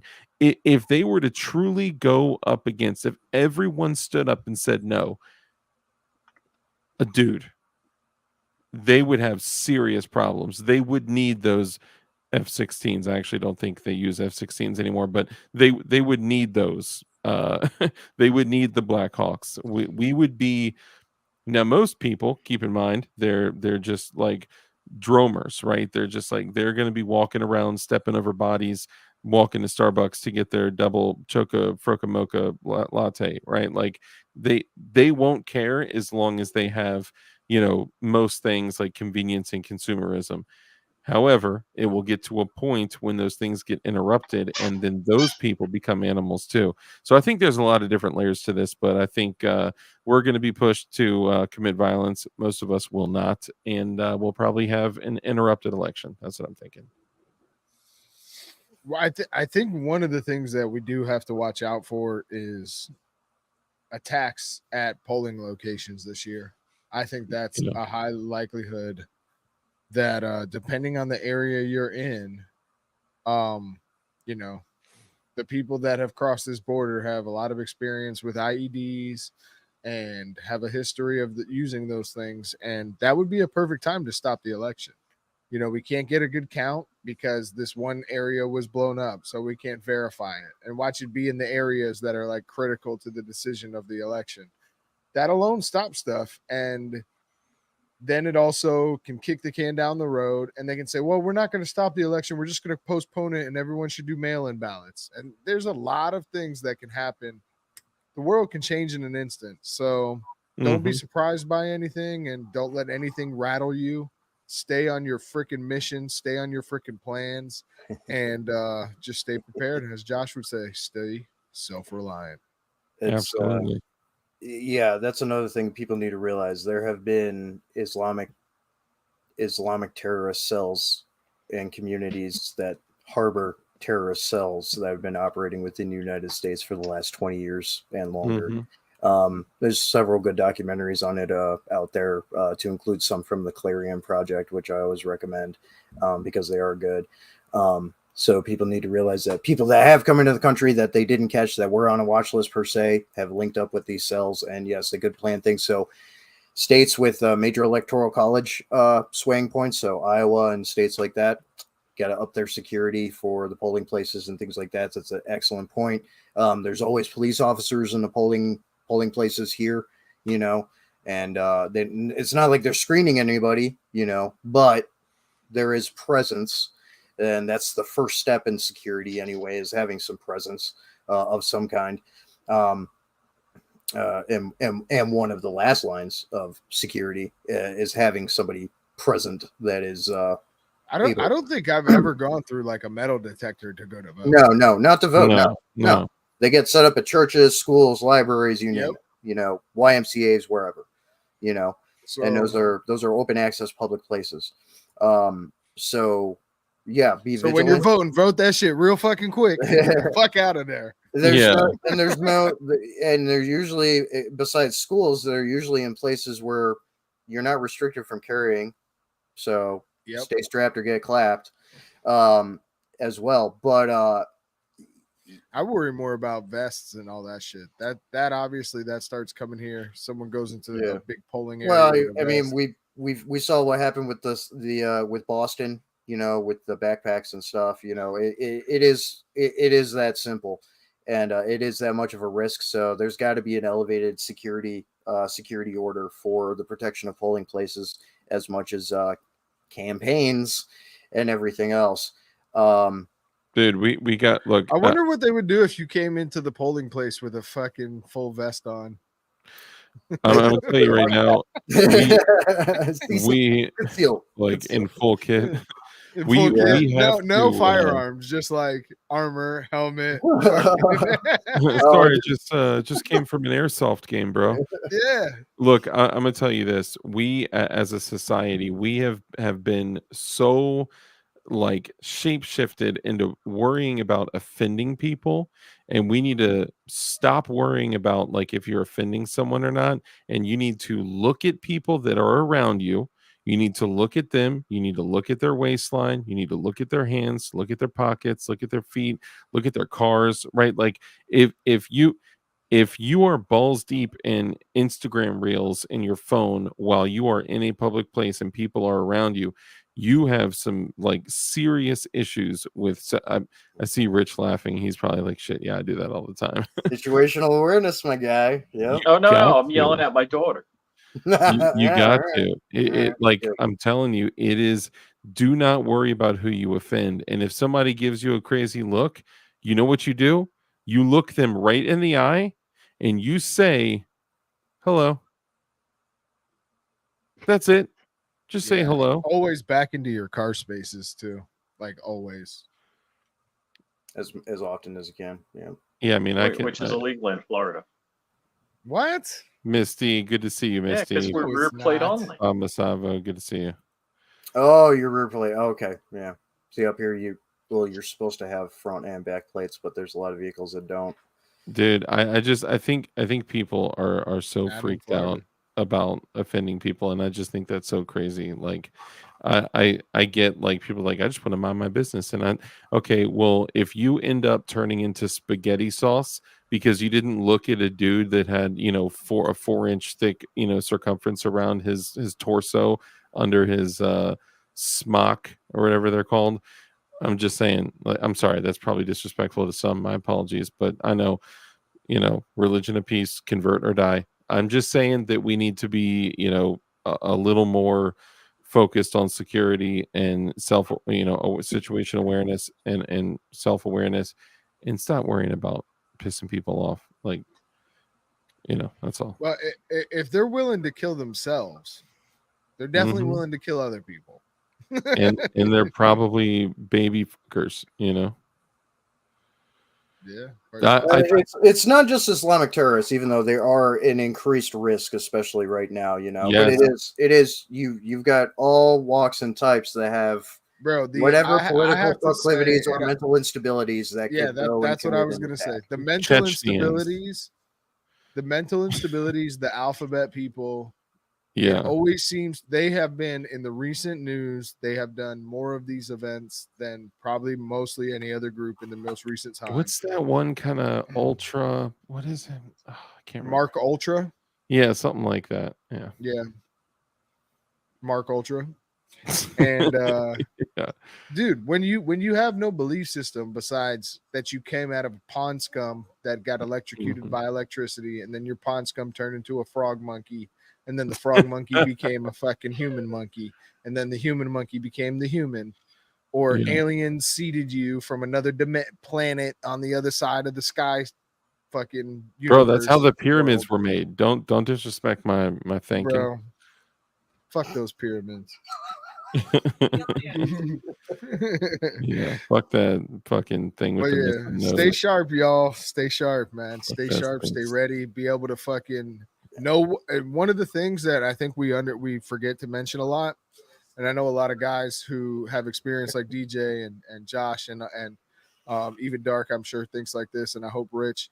But like when you go into a place, try to eye out what is concealment, what is cover, what Yeah. can keep you safe from an explosion, or you know, because eyeball all that shit out. Now you go to a polling place and it's usually just a bunch of folding tables in a wide open area, but do what you can. Hide behind somebody else that's old and lived their whole life. Yeah, find the largest man around you. You Yeah, know he's going to be the slowest, right? And you're good.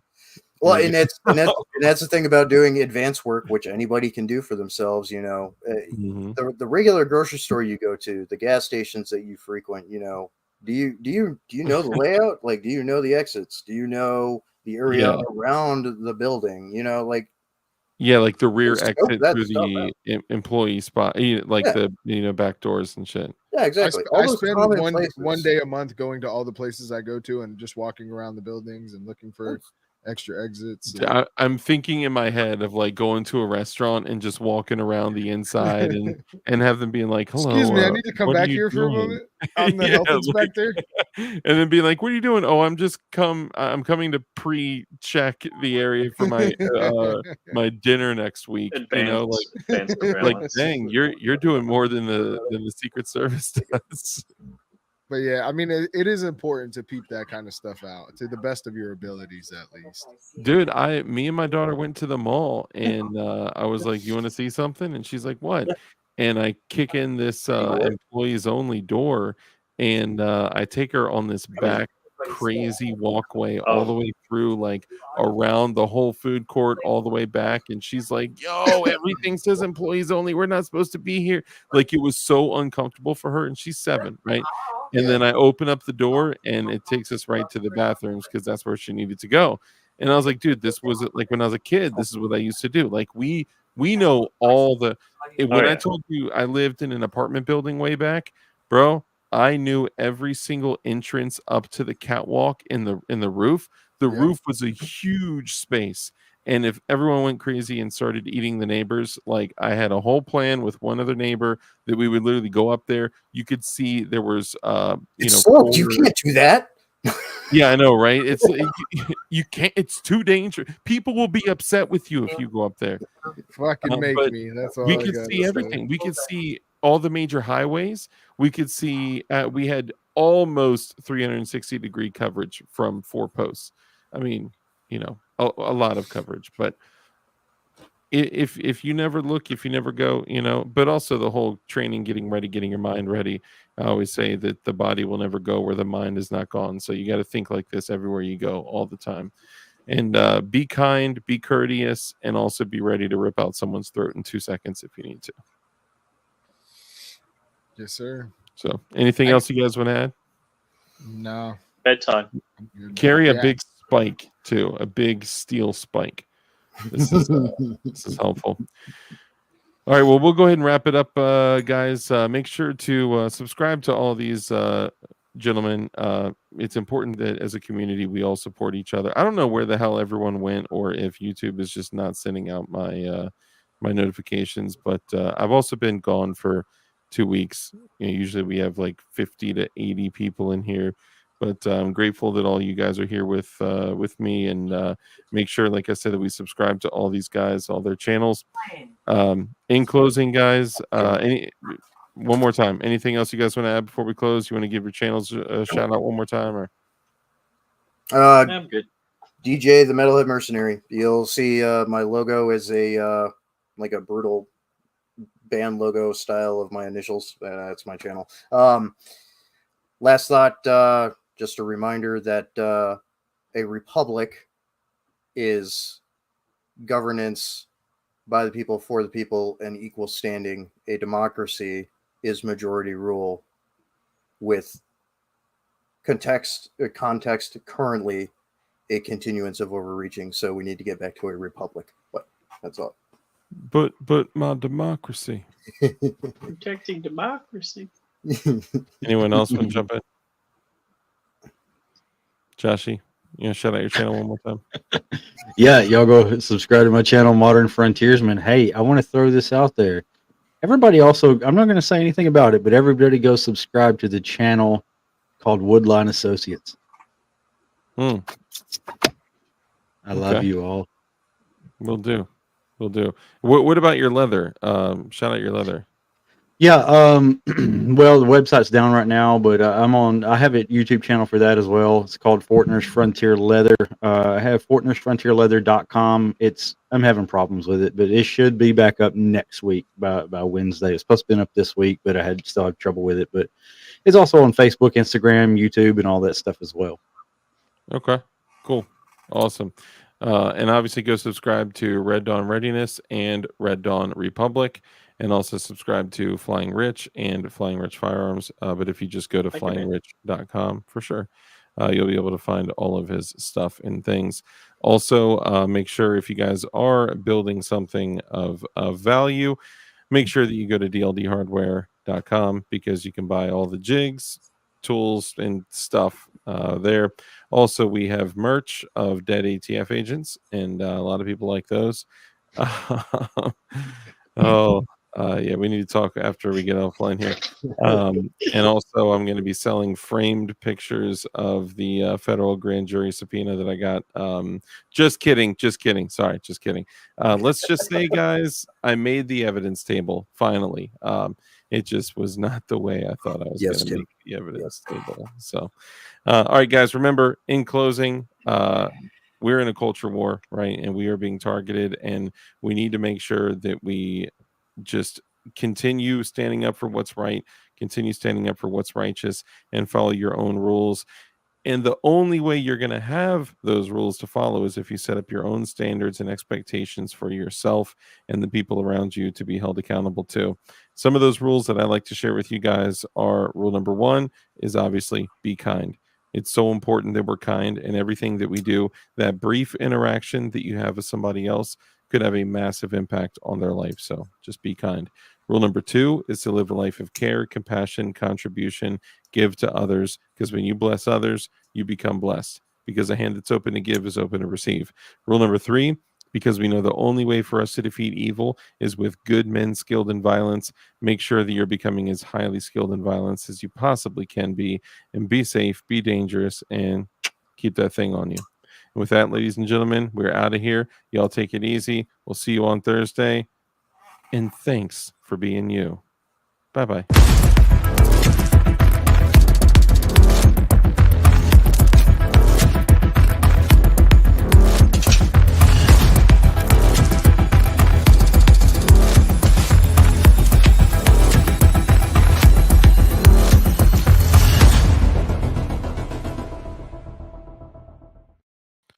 Just real quick before I close out, I just forgot to mention, make sure that we support the homies that support us. So that means all Goon Beam, Gideon Optics, Tack Knives. If you use code Dark at Tack Knives, you get 20% off. They got a bunch of cool stuff I was showing off earlier. So make sure we show them some love. Here, let me show this. There we go.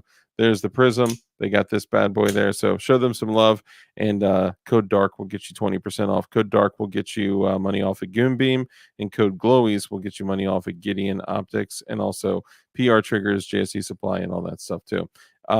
Ladies and gentlemen, prepare, and don't get caught lacking. Don't start slacking. I love y'all. I'll see y'all later.